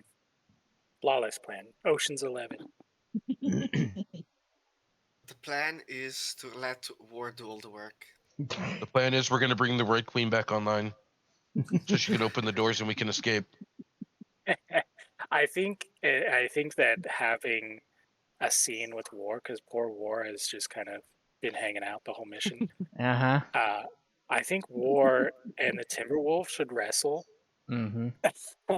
and so And then make love yeah, it'll be very sensual and on camera. in the middle of the hallway, in the middle of the entire building, in the hot tub next to the bar. That's it. So yeah, I think putting some spotlight on War would be fair. So Zero, you're able to get in through a hatch, and I'm gonna put you on the upper balcony up here on the top of the map. You can see in through one of the windows. You can see Ebony Scrooge at her desk, and she seems to be working on something. We'll move to that after the lovemaking scene. So, War, I mean, I want you to describe how you approach this building, but with the knowledge that these two robots in front of you have been eviscerated, and because Nova has cracked Ebony's private network, they are awaiting orders at this time. And so you're free. You could honestly, you're unopposed to walk up into the building. Like as far as if Nova knows War is going to be walking into the building, as far as the robots are concerned, War is invisible. Yeah. So do you have them go back to their normal patrol pattern? Yeah. Yeah. So we'll put these guys. Just so nothing is out of order, like out of sorts. Now, War, you pass a couple of these maintenance robots that again are being controlled by Nova. One of them gives you a salute, and it's kind of weird. There, you I'll do just look pass at the one dead on the floor and just be like, I could have done better. Dante's gonna shoot a bullet right past his head. Yeah, Dante could shoot. Yeah. So you do see this very fancy hover car. It does have flight and ground capability. It's very expensive, and it is just parked outside more as a fixture of the yard. But it could be driven. If it's not like it's just a statue. And It's then a real nice car. Dante's like, I call dibs on the car. it's super nice. It's It'd be a shame to very leave expensive. it here. So as you walk up the stairs, you pass these, the foliage fixtures and this super nicely groomed, lavish villa facade. Like I said, there is a pool at the entrance here. It's covered, and so it has like this pavilion over it. The main entrance is here at the end of this pathway, and you do have access to the camera feeds. The timber wolf, this large troll woman, still seems to be kind of in a meditative state, standing in the middle of the building here. The building is 2 stories, like we saw in the side image. There is a stairwell at the back of the building here that leads up to the 2nd floor, and Zero has confirmed that Ebony's office is up at the top here. Mm-hmm. And that she is currently in there distracted. Now the guards here are standing down, they're invisible to them. So how does War get into this building? Does he go straight for Ebony, or is he going to have an encounter with the Timberwolf?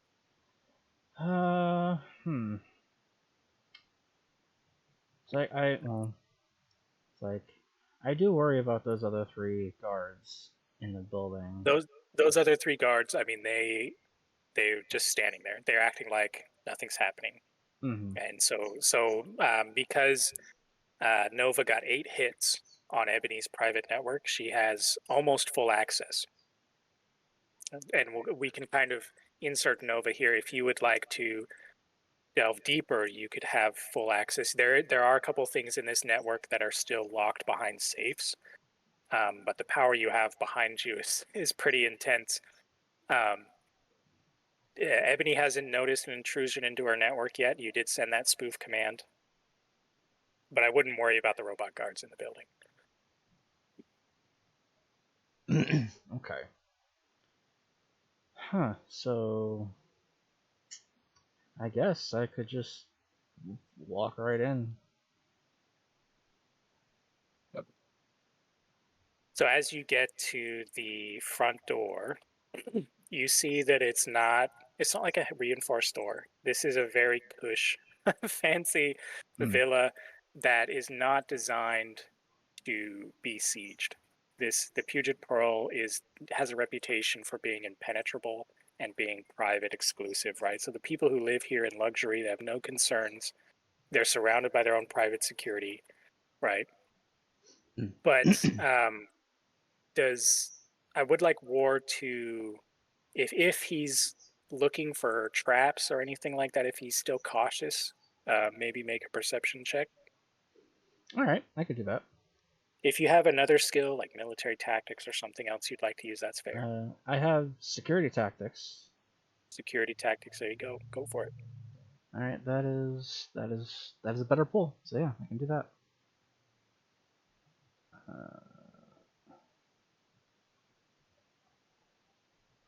3 hits. All right. Now, War has no magical ability, right? No. You do not see, like I described, you don't see any security features other than just some cameras in this villa. There's no turrets. There's no, tripwire traps. There's nothing like that. It seems very posh.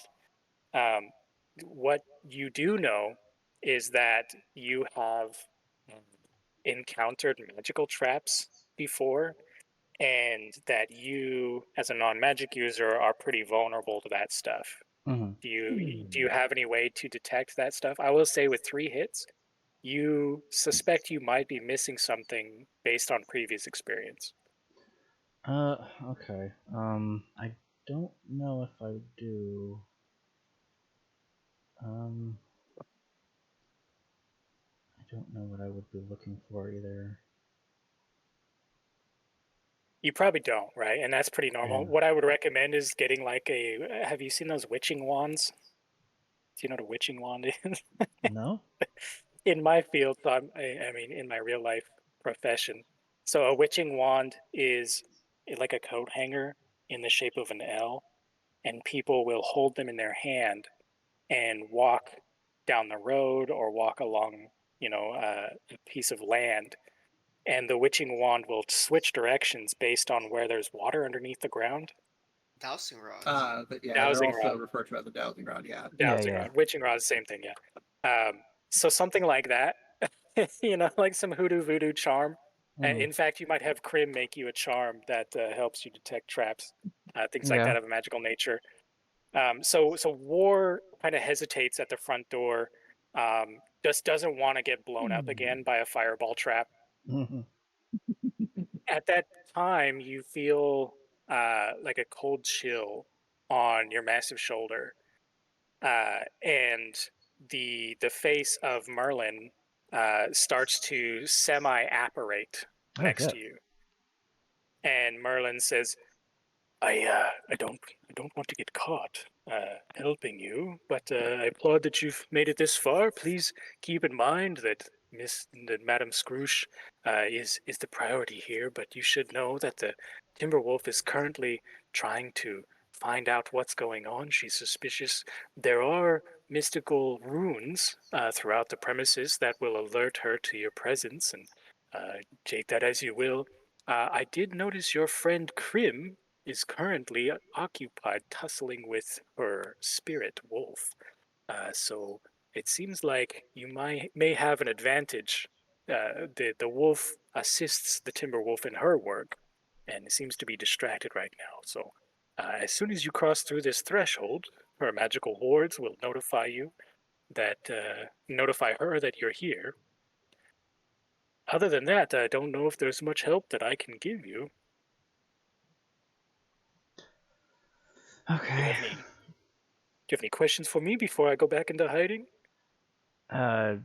Is uh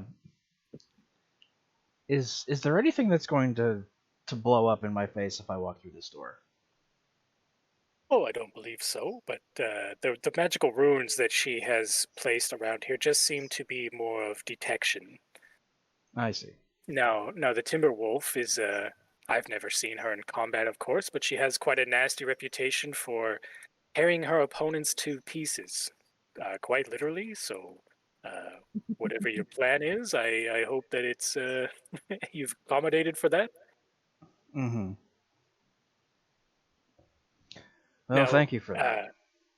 now I don't expect any favors, but my contract with Madame Scrooge is tied to the earring that contains my spirit within her office. And if you need my help, I may be more helpful. If you can acquire this, take it from her grasp.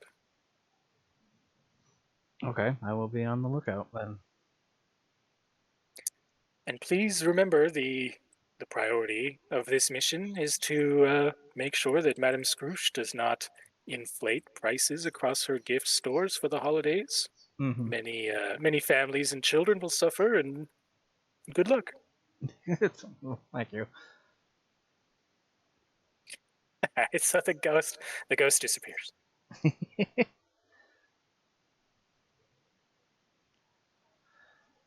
So yeah, you're pretty sure nothing's going to explode, but according to Merlin, as soon as you pass this threshold, Timberwolf will know your location. And there are other runes that do the same thing, so it'll be hard to hide in here. Well, thankfully I don't plan on hiding. What's the play? I'm You I'm walk in and just confront I'm your just gonna walk nemesis? in. Yep. Hell yeah, dude. So you open the glass door and it's not locked, and because they don't care, they've got security robots. You walk past a fancy dining room, past a bar. There is a hot tub in the middle of the room, which is very posh, with a TRID projector. It is projecting like an old kung fu video. Mm-hmm. In the middle of this area, it's a 2 floor high ceiling. So it's a big, large, open area. You can see the balcony of the second floor where there's a guard just standing still. You can see the balcony wraps around to the second floor office where you know that Ebony is holed up. Mm-hmm. And the timber wolf, she turns to you, and here, I'll show your character, Mm-hmm. because clearly she can sense your presence as you walked in. Mm-hmm. She says, "Just one guy. That can't be it." Let's see. God, now I have to start thinking about. I have to role play. Yeah. I built I'm- like 3. I'm. It's like I'm not a big roleplay person. It's all good. I'll just be like, one bodyguard to another. I wouldn't disrespect you by trying to sneak around. So how about we dance? And I'll take a standard Muay Thai idle position. She seems pleased. Like she's got a big shit-eating grin. She was just sparring with this robot. And she pushes her sparring dummy aside, and the poor little robot like staggers to the corner, goes back to its charging station. You can see there is like gym equipment here. There's like martial arts weapons and things on the wall Oh in boy. racks. Um, she she motions to the rack and she says, "Take your pick, big boy." It's like I got all I need right here, and I'll just slap my arms. She dives on you. Oh God. And here's the thing, like hand to hand, she is on you in a heartbeat. Let me give her a health bar here real quick. It's better than dual wielding dumbbells of Tonfa. So as she dives at you, and so War's just a cyborg, right? Or is he an adept? He's just a cyborg. He's just He's just a augmented big basically head to badass. toe. Hell yeah. Yeah. So you immediately know that this speed that she comes at you with is inhuman. Mm. It is augmented, and you in the time you've had to assess your opponent, you haven't seen any cybernetics. It is a magical haste. This is an X-Men. She comes at you, and her nails uh, on her hands grow by like 3 inches, and Mm. she begins to claw at you. And so we are going to have a battle here. It's just the two of you in initiative, so we're just going to go back and forth. Okay. Um, Do you know what your initiative score is? It should be like 1d6 plus 8 or something like that. It is 1d6 plus 8. Yes. All right, I'm just gonna roll a d6, and you roll 1d6, and we'll see what it rolls up. You can just type /roll 1d6 if you want. That is a 5. She got a 6. You both got 6s. Hmm. All right, so we're just Wow. gonna say this tussle happens at the same time. So I'm going to roll to hit. So this should be, I think, unarmed. You should have unarmed combat, right? Yeah. Yeah, unarmed. All right, so go ahead and roll yours. All right. Damn, look at that. Yeah. So she comes at you with these claws and starts to try to basically like go for the throat. She swipes at your throat. What is War's reaction? War wins this round. Okay. I'm going to. Oh God, now I have to think. We have to choreograph this fight. It's like I will block with my left arm, and it's like try to give her a big old gut punch with the right. Hell yeah. Do you know how much damage your fists do? Where would I find that out? Like, If you're lucky, it'll be down by where your guns are. The sheets are pretty complicated. It's a pain. I'm just looking at the at Chummer itself. And if we can't figure it out, we're just gonna wing it. We'll just do Okay. like strength versus strength. I'm not sure. So I don't think they have a damage rating. This is where like I could look up the rules for unarmed combat and punch damage, and I don't do that. I don't Yeah. like to look up rules, especially for this game. So what's your Uh, strength score? Underneath my guns, there's another separate thing that says weapons, and I have retractable climbing claws and unarmed attack under there. Maybe it's there. It's like a If you're second looking box. if you're looking on Chummer, I would go to the actual like character sheet section, or go to like export as PDF, and it might be in that section. I can't because every time I try, it doesn't show up and It it crashes. crashes, or Yeah. yeah. Chummer does that. XSLT compiler. So Dante, what does it say for damage? It'll probably say something like For me, it like says 8 pull or of something. 5, accuracy 5, damage 4S. 4S, so that would be like 4 stun.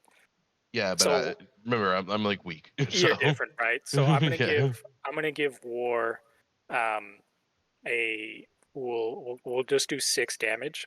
Now, so the way combat typically works is in Shadowrun is you're going to attack, they're going to dodge.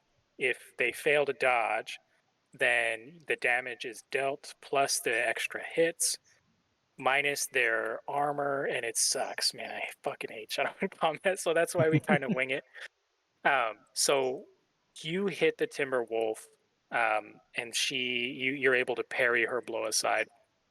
We're gonna deal a couple points of damage to her. That's too much. Yeah, and also my strength is 6. 6, right? So we'll say that 6 minus her armor value, or resistance or whatever.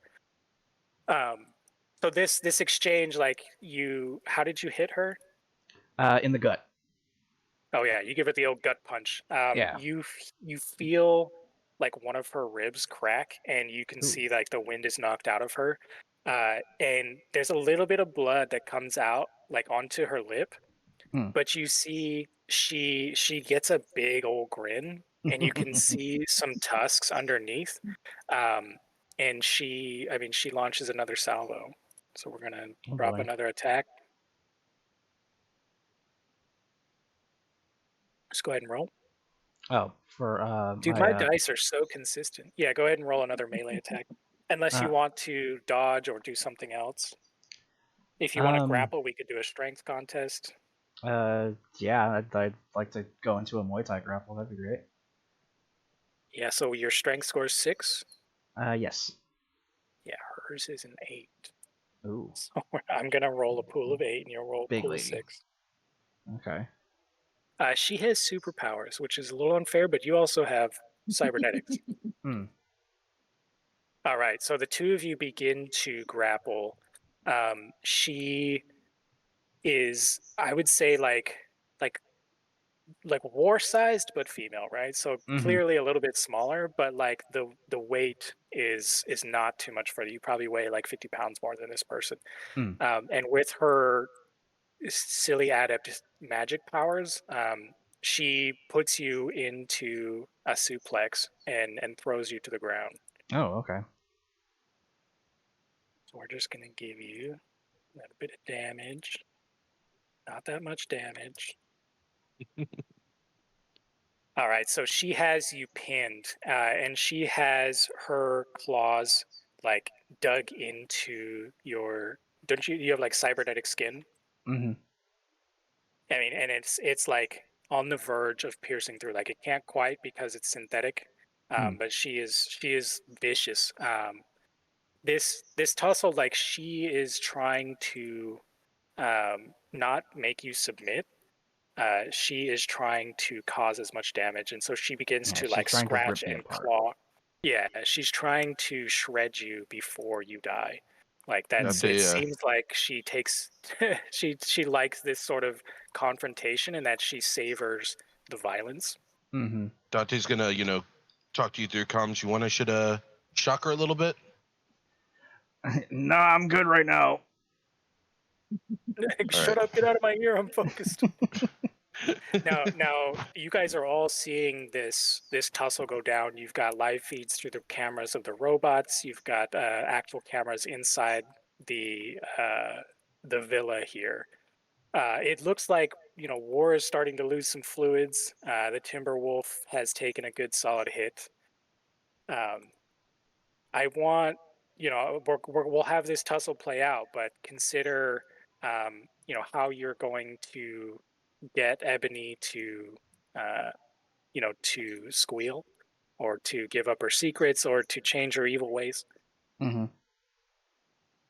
Or you can try to assist War, but it sounds like he doesn't really want it. I mean, this is part one. If we can subdue her bodyguard, then she's going to probably be afraid of us. She'll probably fold, yeah. Dante's So just gonna stay there watching with a tracer round load, or with a taser round loaded in. now Dante, you've got eyes on this tussle, but you are kind of blocked by some of this furniture. If War were to give the command, like put a bullet through her head, it would not be easy. Yeah. So and if that's the plan, if you want to try to coordinate that, where you take her out at the end or put a bullet in her, it's going to have to be something that's coordinated. Yeah, no, I would only do it if he wants me to. I'm gonna let him get over there, and I'm gonna let him do his foreplay with her, and they can have their fun. So War, I'm still there for help. do you have like cyber eyes, War? Yes. Oh, right. Yeah, so you're getting diagnostic data from your cyberware that it is taking damage, and that's probably what you've probably got like pain receptors that have been replaced and stuff. And so instead of feeling pain so much, it's more of, oh, that's going to be expensive, or oh, this isn't going to work quite right in a few minutes. Your wallet is crying. So she's got you pinned, and she is trying to basically like tear your arm off. What do you do from here?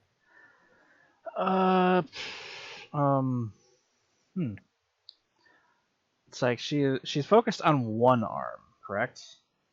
Right now, yeah, she's just going for the nearest part and trying to remove it.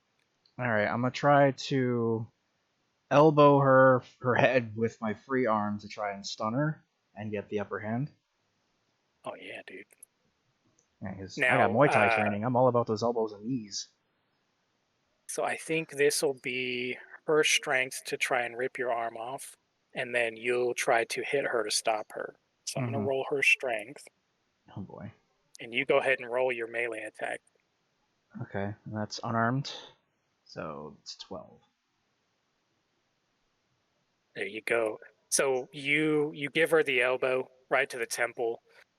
In fact, you actually break one of her horns. Ooh. And you can see her eyes start to swirl, and she gets discombobulated. Um, the damage to her skull is pretty minimal. But her eyes moving around.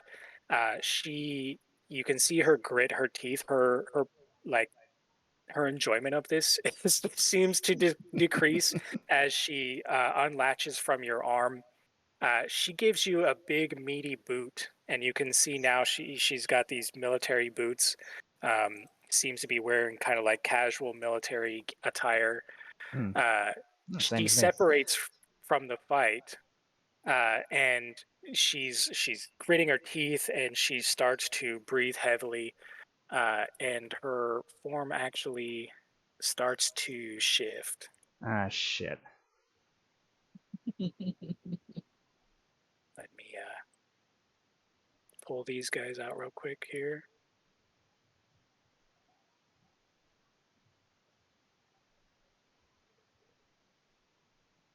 So she shifts from being a large, muscular troll woman with a crown of horns atop her head and tusks.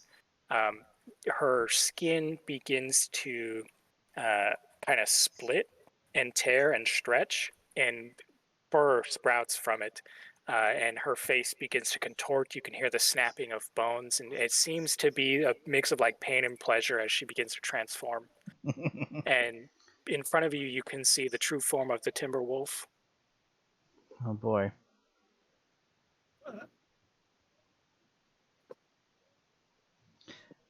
Now that's not fair.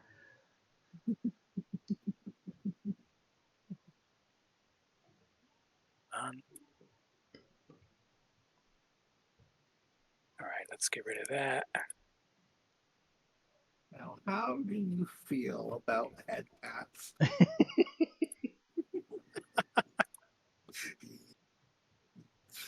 And she, no longer able to speak, rushes you again. Okay. Holy shit. Oh no.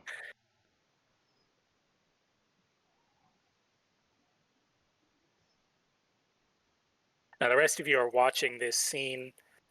She has werewolfed out.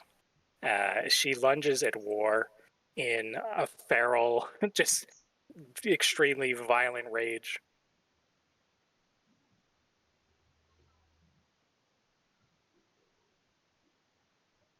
Do you want to go full defense, or do you want to do a counterattack? The thing is, you don't have to just punch. But you can, totally can. Yeah, I mean, I tried my clinch and that didn't really work out earlier. It's like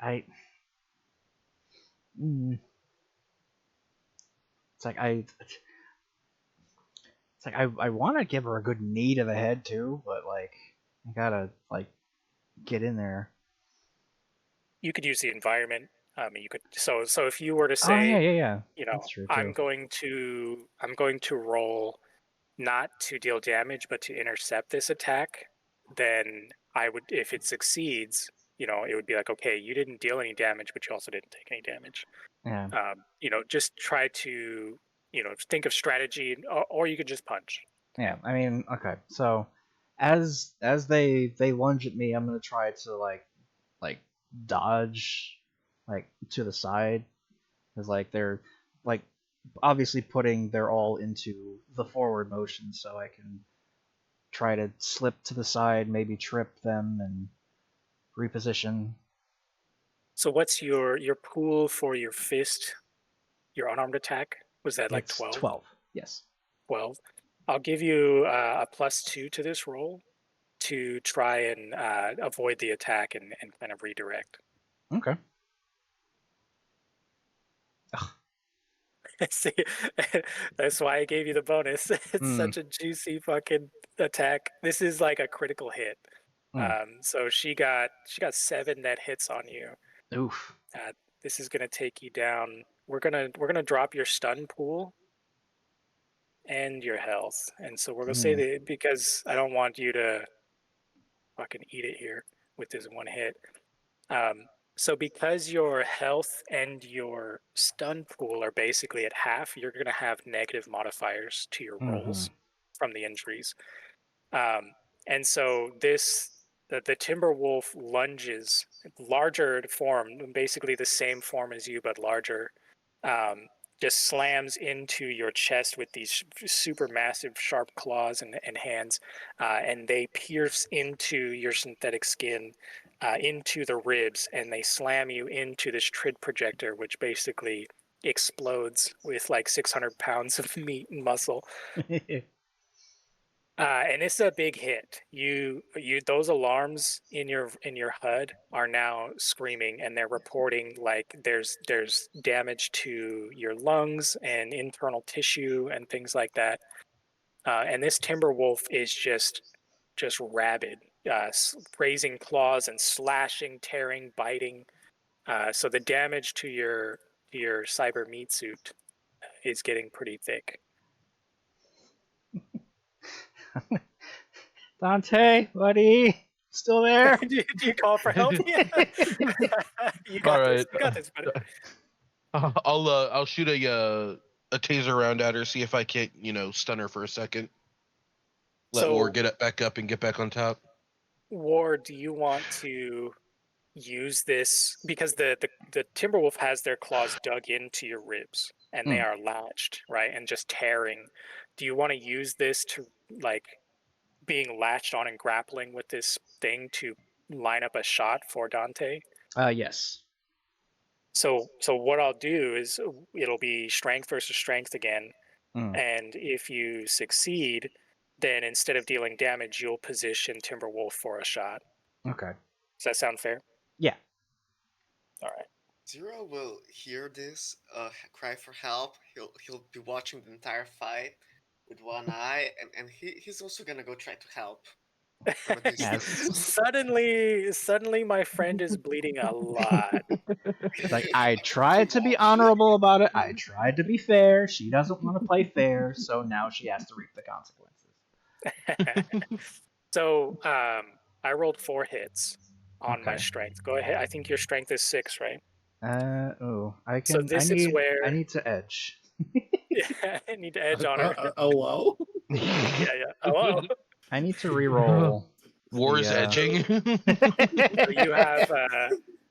you have a choice. You can spend your edge and re-roll 4 of the dice.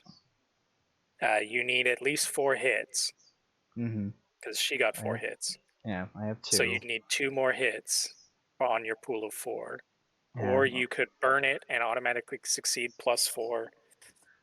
No, if I'm gonna burn it, I'm taking her down. But we're not doing that right that's now. where that would go. It would So, if you were to burn an edge, it would be she's not going to be able to resist whatever you do. So yeah, I'll spend 1 to re-roll the 4. So that's it. That's the roll. You can't. You can only use 1. You either have to use it or lose it with 1 roll. So you've got 3 hits. She's got 4. You guys are tussling, and War has these claws impaled in his ribs, and the weight and power distribution here is pretty even. You begin to tussle towards the window here, and Dante, you see the position. Like this is it. You either have to take the shot or wait for a better opening, but you know that it's unlikely that you'll be able to make a clean hit. You could hit War as well. So at this point, you're able to take the shot, but it'll be at a -4 penalty. Oh Lord. Is there any chance I can do anything? Yes. So you have access to Ebony's network. If you want to get full access, like you have 90% access, right? You will have to dig deeper, and that could alert her There's not a whole lot she can do about it, but just consider that. You do have access to the robots. You could have the robots fire on her. They have non-lethal rounds, I mean, so they have.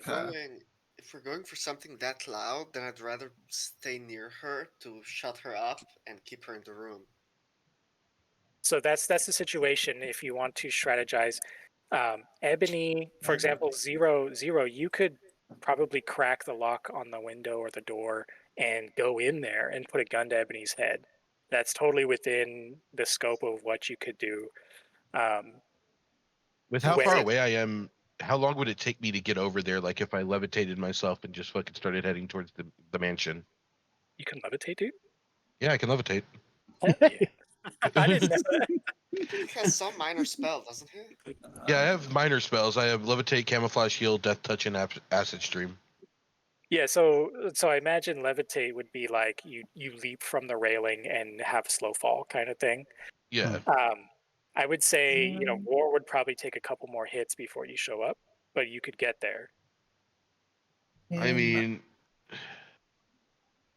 can I make the Kung Fu bot charge her and deliver a karate chop to the back of her head? Yeah, you could. You totally could.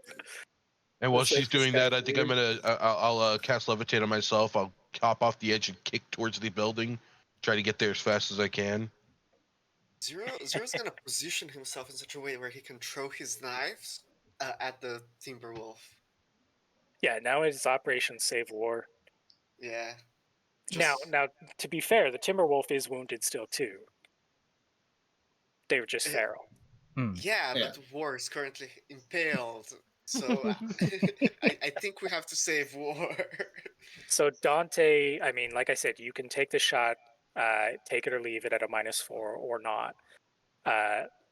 If you'll just have to make that decision before we move on to the robot. I could hit war. You could hit war if you fail. If you pass, you are able to hit the Timberwolf with non-lethal. So I would be Or -4. lethal. So that mean I'd have a roll. I'd have a pull of 8. How many would I have to hit? For this one, at least 3. Oh, that's a pretty good chance. Yeah. I'll do it. I'll do it, and then I'll jump off and start flying towards them. Yeah, All right. go for it. Come on. Oh! Oh God! Now Dante has to edge. Not so bad. So this Wow. this bullet, right? So these two are tussling, and War is trying his damnedest to put Timberwolf Remember, it's not an in line actual bullet. It's a tracer, or it's a taser round. taser round. It's only meant to So tase. this bullet, we'll say Oh, yeah, that's right. it You don't have any wedges edge. it wedges like right between them. And so they both get like hit with this thing at the same time, and then at this point they're one person, one massive person. So we're gonna give War a little shocky zap, and we're gonna give her just a little shocky zap as well. But it's not super effective, and it's the best War could do to put this wolf in position. Now, Nova, you want to give a command to the robot to try to intercept Timberwolf? Yeah. Oh yeah. Now this poor robot, it's basically got like at one point it may have been a high-end expensive robot, but it has been beaten to all hell, potentially over years. And so I'm gonna give him a roll. Got 1 hit. So now we have a doggy pile of War, Timberwolf, and this robot who is desperately trying to just grab and pull the Timberwolf off of him. Now, you do have these other 3 security robots in the room. You could have them fire their non-lethal beanbags at Timberwolf, right? Like so you have that network capability as well. Zero, you're on the balcony. You have the choice you could jump off the balcony and try to get an angle and help War with the Timberwolf, or you can go after Ebony here. Now, after this tussle, you assume Ebony's still going to be in the car, but the car. Car? Isn't she Oh, in the office? in the office. In the Sorry. office, yeah. In fact, with all this tussle going on, I'm gonna have Ebony come to the window, Zero. So you have the option to try to stay hidden, or you can confront Ebony at this window. It is like a sliding window, Oh, so like is you it could locked? open it. Oh, okay, I could just open it. You could just open it, yeah. Okay. Grab her, hold her hostage, and see if the Timberwolf will stop then. I don't think I would Somehow I doubt it, show at her in least at front this of the point. Timberwolf. I think. So how loud are the guns that the robots are holding? Would they alert the entire area, like the entire compound? So for perspective here, the tussle between War and the Timberwolf is kind of loud. They just broke the Trid projector. I'm sure there's some growling and snarling, right? The And robots' that's just guns. War. That's that's mostly War. War's That's just her moaning in standard pain. training regimen. Yeah, and that so this is like it went from hoo-ha-hoo to snarling and growling, right? So this is now a loud affair. The robots have like these beanbag guns. Those are not entirely quiet. They're not as loud as a 50 cal rifle. So like Ebony knows that some shit's going down, and you Okay. are on the balcony to her office. In fact, let me reveal this.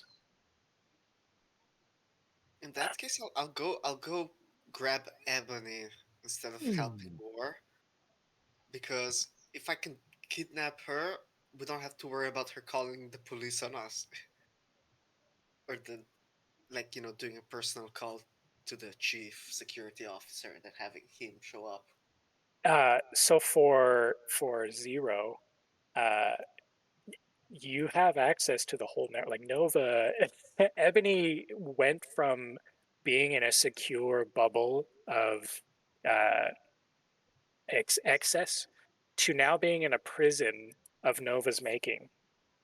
Like she's fucked, and you know that, Zero. So Yeah, but I don't want her sneaking away. she comes to the window. I don't think and she could. she sees Zero standing there with his gun, I assume. Well, actually, yeah, he's gonna pull out his gun for this because it's way more intimidating than a knife. Like, he has his dark hood up, he has a ballistic mask on. Behind the ballistic mask, he's wearing a ski mask. Yeah, He's like yeah. this dark figure that just looks so ominous and so scary, and Oh, I'm he's so holding edgy. a Look how gun, edgy and I he's just am. standing there in front of the window, just appeared out of fucking nowhere after she opens it. She must get a heart attack or something. So I'm like a Yeah. 100% sure Zero just burned an edge. It's an edge. Burn an edge on being All cool. that edge she's throwing around, shit. So Zero, you're standing there. You've got a gun. You can point it at her if you'd like. But she, behind the glass window, she seems shocked. Like she gasps, and you can see her hand starts to tremble as she brings it to her mouth. She starts to panic and look around for safety. We'll say that you open the sliding glass door, and she has nowhere to run. The opposite side of the office, like she couldn't get there before you could grab her. She is unarmed. She has a very fancy, expensive outfit and hairstyle, and she's just a very wealthy corpo. She is an elven Yeah. woman, slender, dark skin, and she is terrified. Okay, so to reconfirm about the mission, You're- we're you're supposed to going- just scare her, not kill her, right? Now, here's the But- thing: like, if killing her keeps the prices from being spiked for the holiday, then it is what it is. Murder is what it is, especially for Zero. You have no guarantee that Ebony will like her assets won't just transfer to the next corpo, right? But what you do have is you have her here now, and she has almost no control over her network. So Oh, we can. you're gonna have some writing appear in your AR. Nova It's is about to say, tell her she would have been safer at the concert. Yeah. yeah, you should have taken that invitation. Zero's just gonna be like, Miss Nova sends her regards. She says that you should have been at the concert. shoots her foot.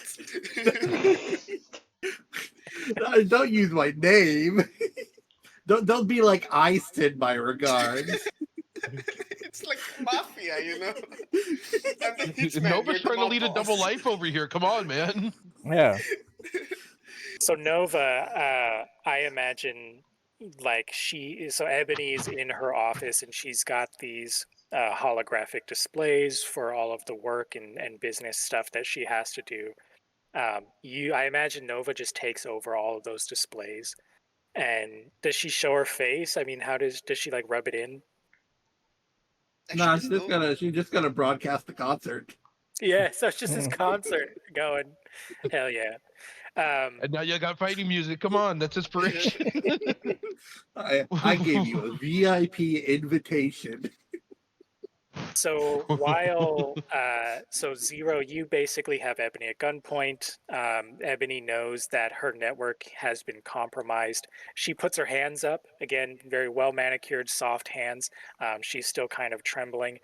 Ebony starts to look around as if she were to call to her bodyguard, and she hears the snarling of the timber wolf tearing into War. Now, War, we got to resolve this. Either you got to take her down or disengage and get away. However, this is going to play out. So, what's the play here? She is embedded in your cyber ribs, and you're bleeding, and so is she. Fuck. Are you gonna burn an edge? I Give her the best headbutt you've ever given. I don't think I need to burn one, at least not yet.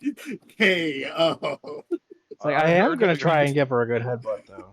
I just like cut out there completely. I heard, "Are you gonna burn an edge? Give her the best head." And I was just like, "What the fuck?" Yeah, fade to black. Fade to black. You do that with an edge. Yeah, so, do you want to give her an unarmed attack? Yeah, I want to give her a good headbutt. Oh yeah, dude. And that's She's gonna try to dodge. pull a 12. Oh. Not great. So this, you give her a headbutt, and she, like, her horns kind of protect her a little bit. You've got like a mark on your forehead. She is snarling and just raging, and she picks you up just a few inches because you're a massive dude, and throws you across the room. You land in the hot tub. Oh, It'd been better if you landed by the bar, picked up a glass. Now, the Timberwolf still has this combat drone attached to her shoulder, so she reaches back with a big, massive claw and starts to tear this robot, who's at least a third, like less than a third of her size at this point, and slams the robot to the ground. And the poor guy, he's had enough. Parents, no! There's one. Now, so Zero, you've got Ebony Scrooge at gunpoint, and the Timberwolf is tearing your friend apart downstairs. But the goal of the mission is to basically scare or convince or coerce Ebony into not going through with her practice of raising prices before Christmas. So, however you want to do that, you and Nova have access. Dante, you are on your way, and we'll say that after the next round you arrive. Okay. I'm gonna kill her. I think. Why? I think kill because- her. So if we I mean, while she's keep her alive, we can alive- use her biometrics and steal all of her shit. Yeah, but if we Access her keep bank alive- accounts, her records, all that shit, and just take it. So here's my thought process, right? If we keep her alive, she can change her mind later. Try to call her bluff. So we have to come back and finish the job. She might send a message to her corporation, being like, "Hey, these guys are threatening me about this thing, right? it, I mean, I know we have access to her systems, but there really are ways for her to like fuck us over, and I kind of So don't want to deal with that. But if we kill the her, the mission, repercussions could be much, much worse, and we'll end up yeah. like completely It- doing the opposite of what we're supposed to be doing. I'm I mean, thinking, if we we have Nova kill on her, our there side. will definitely be a major investigation. Yeah, I mean, we got Nova on our side. We got this girl here. We can use her You're gonna biometrics. have in your AR be like, knock her out. Don't kill. uh, yeah, I won't kill her. I'll. At least for now, just knock her out. We'll decide later after the fight's over. Okay. So I'll knock her out. here's how this plays out, and You could at least we'll tie her intercept up. some You of don't need this. to knock her out. I don't have rope. So so uh, Zero with the gun pointed at this slender elven CEO corpo. She backs out, takes a few steps into the office, and you enter into the room in the office here. Very lavishly decorated, very fancy. It's got these displays that are now showing the concert. It's pretty clear sign that she's completely at your mercy. And at this time, the ghost of Merlin, the old man who is an employee of Ebony Scrooge in his afterlife, begins to manifest in full form. And so there's a swirling of this white smoke, and he appears in a nice business suit. He's got that old man kind of hunch. He's got old ghostly white hair, and he says, "Madam Scrooge, I believe now is the time for us to discuss the holiday season and your plan to ruin Christmas for all of the Seattle area. When I was living, my store always had sales and discounts for the holiday, and I would make compromises with the families that came in. I donated to the needy, and since you purchased my store and I've been in your service, these things haven't come to pass. I hired this crew here to show you that uh, you are not invincible and that you need to change your ways. Don't show the children of the Seattle area that greed wins. You are at checkmate, madam." And she looks at Merlin, and she's still got that gun pointed at her, and she says, this is about prices. You sent a hit squad to my villa about holiday prices. If the people of the Sound can't afford the prices that I post, then they don't deserve the gifts.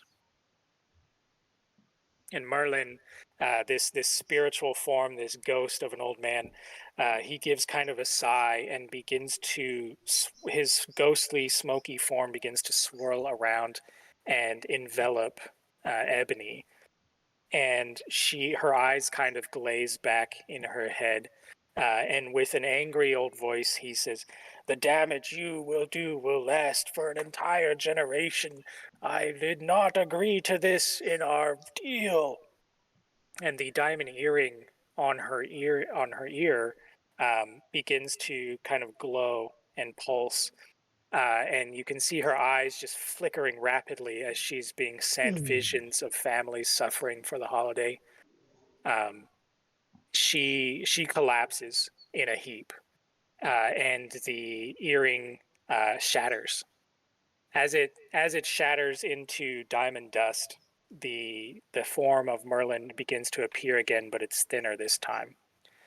And he says, "I think that she's going to be a bit more reasonable now that she's seen what I have to show her, what the other spirits of mourning families have to show her, and what you have to show her." And he motions to the complete takeover of her office, of the Puget Pearl, and of her bank accounts. And so Nova, you have access to her network unopposed, unmonitored. These safes click open and you can see financial data for all of her chains of stores, and you can see some of the plans that she had written up to increase prices and then reduce them after the holiday. And she's got correspondence from all these different branches and managers talking about how like we could just keep the prices high forever and we could use that to expand the businesses, all these shitty business practices that this corpo is dealing with. Now, Zero, you're free to exit. You really? I mean, don't let me hold you back. I see corporate secrets. Now I want to get to the corporate secrets. So Remember, poor self-control. I'm very compulsive when it comes to snooping on corporate secrets. so for Zero, there are actually documents and physical, like there's a physical safe in this office, and so I imagine Zero just with Ebony unconscious starts just scouring through some of this stuff. Oh, he takes it all. He takes it all. Like he just steals it. He puts it in his duffel bag and he just steals it. He starts jamming shit into the duffel bag. Hell yeah, corporate secrets. Let's fucking go. The Timberwolf, covered in War's synthetic skin fluids and blood of her own from the conflict here, is panting heavily and just has this rabid look. The She looks up at the guard robots and how they are not reacting, and starts to sniff the air. As she does, her eyes kind of have this spiritual glow to them, like a blue glow, and she actually pauses as if hurt, and the ghostly image of Krim appears just for a moment and gives a salute to War, and then vanishes. And the Timberwolf begins to whimper, and then goes into another rage. What happened to Krim? He became way more civilized. Can Gives you the finger. can guard bots turn and fire? They can. You can command them to do that. I'll do that now that War is out of the way. So War, this wolf seems to have been hurt by something that you cannot see. You kind of just get this hint from Krim that he was able to assist you in some way. It looks like she's about to pounce again and is willing to potentially die here. Like her rage is welling up. Nova has instructed the guard drones to fire upon the Timberwolf, and so these guns line down on her form. What do you do to end this conflict?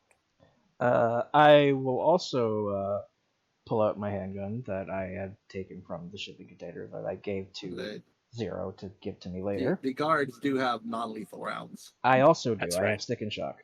Okay. Which is what I was planning to do. Okay. Yeah, well, so just I forgot about this, but let's just go back in time. When I went to grab the USB stick, I left their weapons with them. Uh-huh. Oh yeah, of course. Yeah. Yeah. No, just kidding. You didn't. I need you to roll for it. Yeah. So you have 4 trained guns with non-lethal rounds on the Timberwolf, and she is, with every bated breath, is getting more and more enraged. She takes one more dive at you, War, and all 4 of these guns go off at the same time. Mm-hmm. And she, you land a shot right in her chest. The rest of these beanbags pelt. As she's leaping through the air, she slams into War, and the both of you collapse against this wall. The wall behind you is heavily reinforced. This is there's a label. It says like server room on it, and so the wall caves in a little bit, even though it's heavy steel. It caves in. She collapses and is just like trying to claw, but does not have the energy. You take a little bit of damage. Mm. I was gonna And- say, can I also try to shoot at her while I'm fucking, floating down towards y'all? Oh, you're right up. Yeah. So the Timberwolf is on the verge of collapsing, War, and you two are pinned up against this wall. The guard on the balcony begins to run down. The other one runs over, and they begin to reload for another salvo. You can see now that you have this creature, you guys are eye to eye. She looks like she would be willing to die here. Like this is it looks like she has failed as a bodyguard, and you as a fellow bodyguard, maybe you don't have as much loyalty to your employer, but the Timberwolf with the last, with her last breath, would try to take War out as desperately as she could. Mm-hmm. So what do you do, man? I feel bad for Mithrali for not having a loyal bodyguard. That's it, right? Wow. Wow. You have the choice Lord. here. This form is starting to kind of go limp in your hands, essentially. But you know that one more bite for the throat, like there's one last tussle, you could take enough damage to regret not doing something. Mm-hmm. Shit. Grab his dick and twist it. It's a she. She doesn't have a Grab- dick. Grab her That's- boobs you and don't know twist that. Grab them. her dick and twist it. What's the Yeah, that's it. dick? Grab her head and rip it off.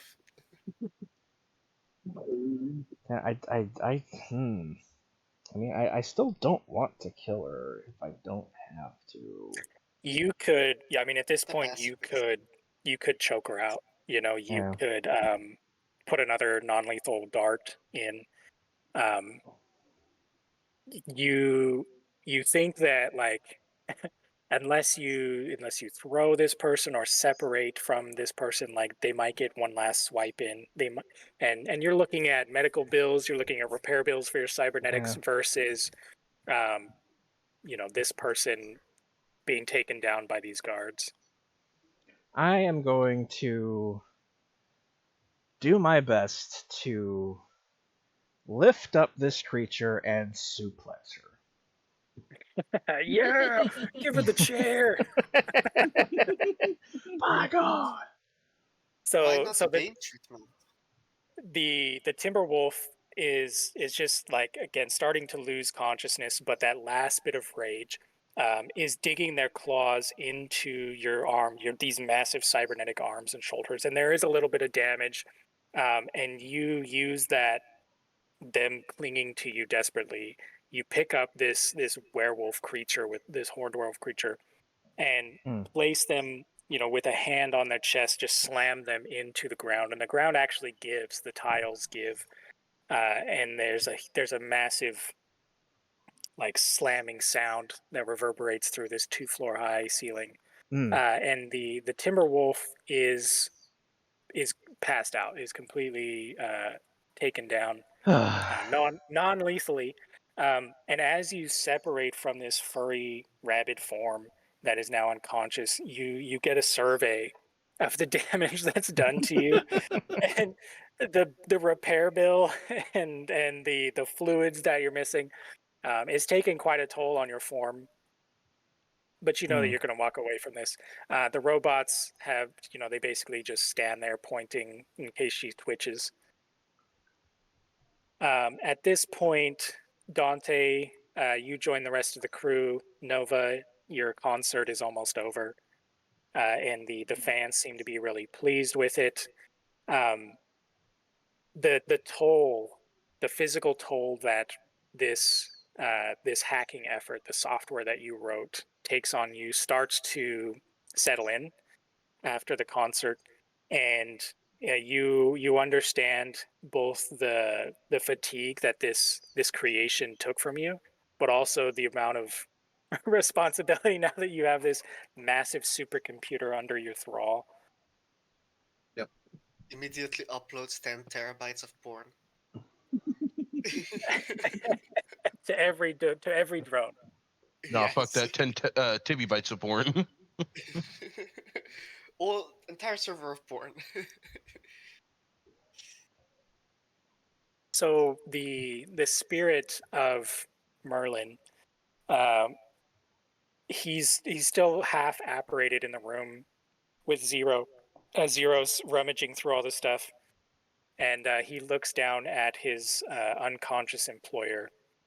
It takes kind of a deep spectral breath and says, "I really hope that this can be a message to the other greedy corpos that have exploited and taken advantage of capitalism to harm families. And that's all I ever wanted from my life, was to bring joy to families."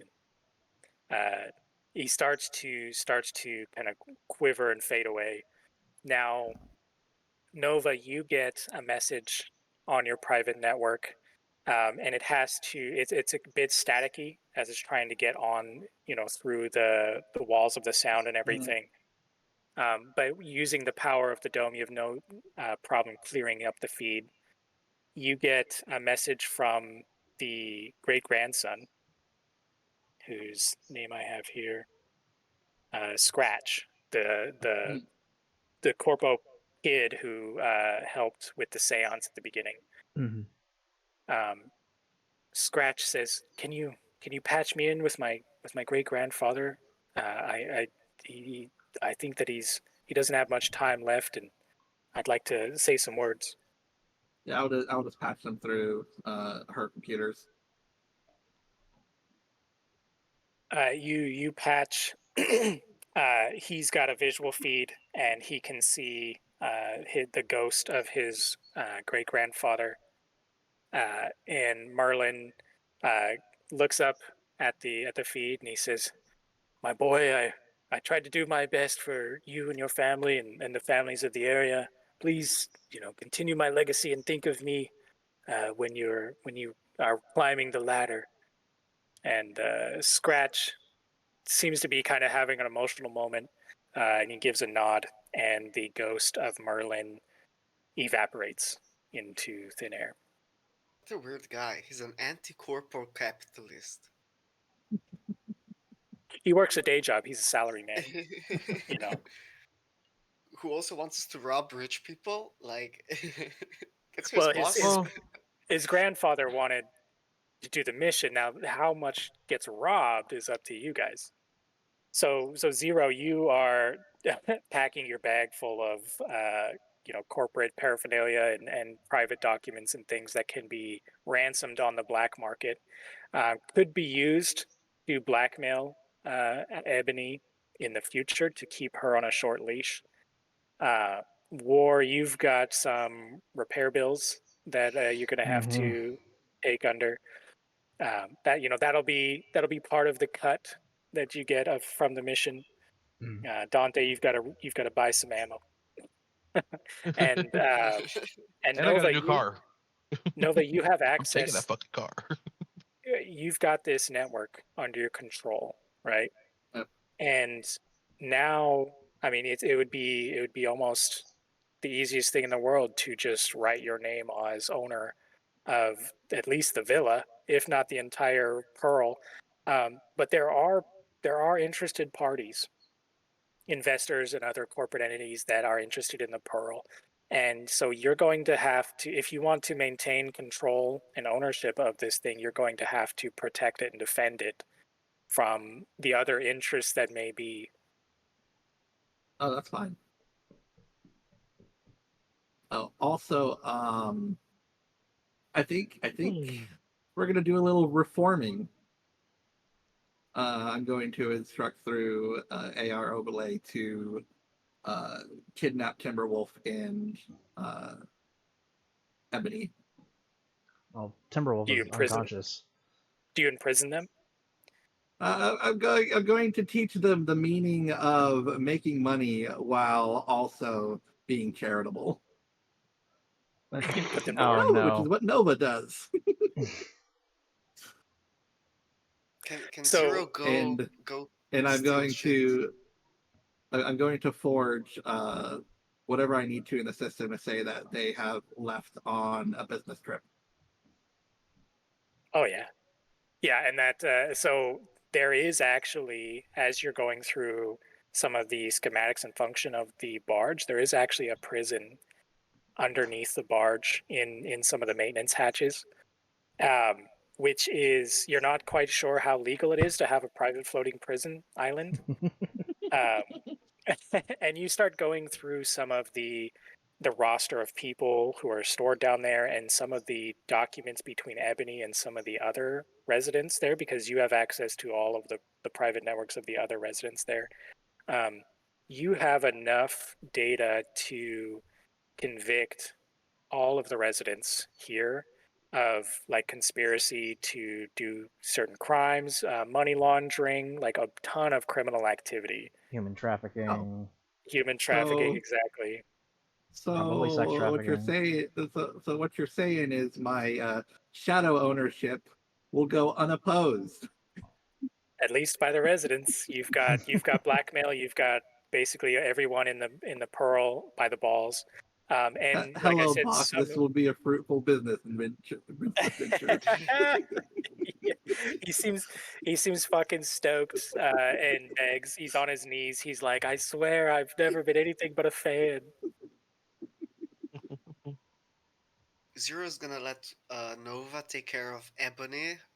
He's gonna go pillage other people's properties for more secrets, more money, more It is now the safes. new floating HQ for OnlyFans.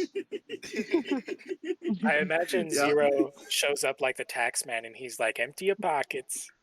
Dante's gonna go around looting shit too. He wants to get his cut. Zero's gonna be worse. Zero's gonna be like the bank, just taking money out of your account silently. So you guys, I mean, that's a fair point. Like, whatever you decide as a crew to do with your new property, essentially you have acquired the Puget Pearl. Hmm. Well, I mean, how many That's awesome. how many mentions are there? There's got to be at least enough for each of us. Oh, we're not gonna. I don't want to evict people. I need the blackmail. You need the rent. I need the blackmail. we need we need Oh. we need the people to stay here so that we don't get swarmed by an entire army. All right. Also, we I probably want should Ebony's get mansion. the chief of security, down here and get him captured. Better, Imprison him. Put better him in the the prison devils too. you know than the devils you don't. So, I'll leave you guys with this image of your new property, and I will post, the estimated value of the acquisition here.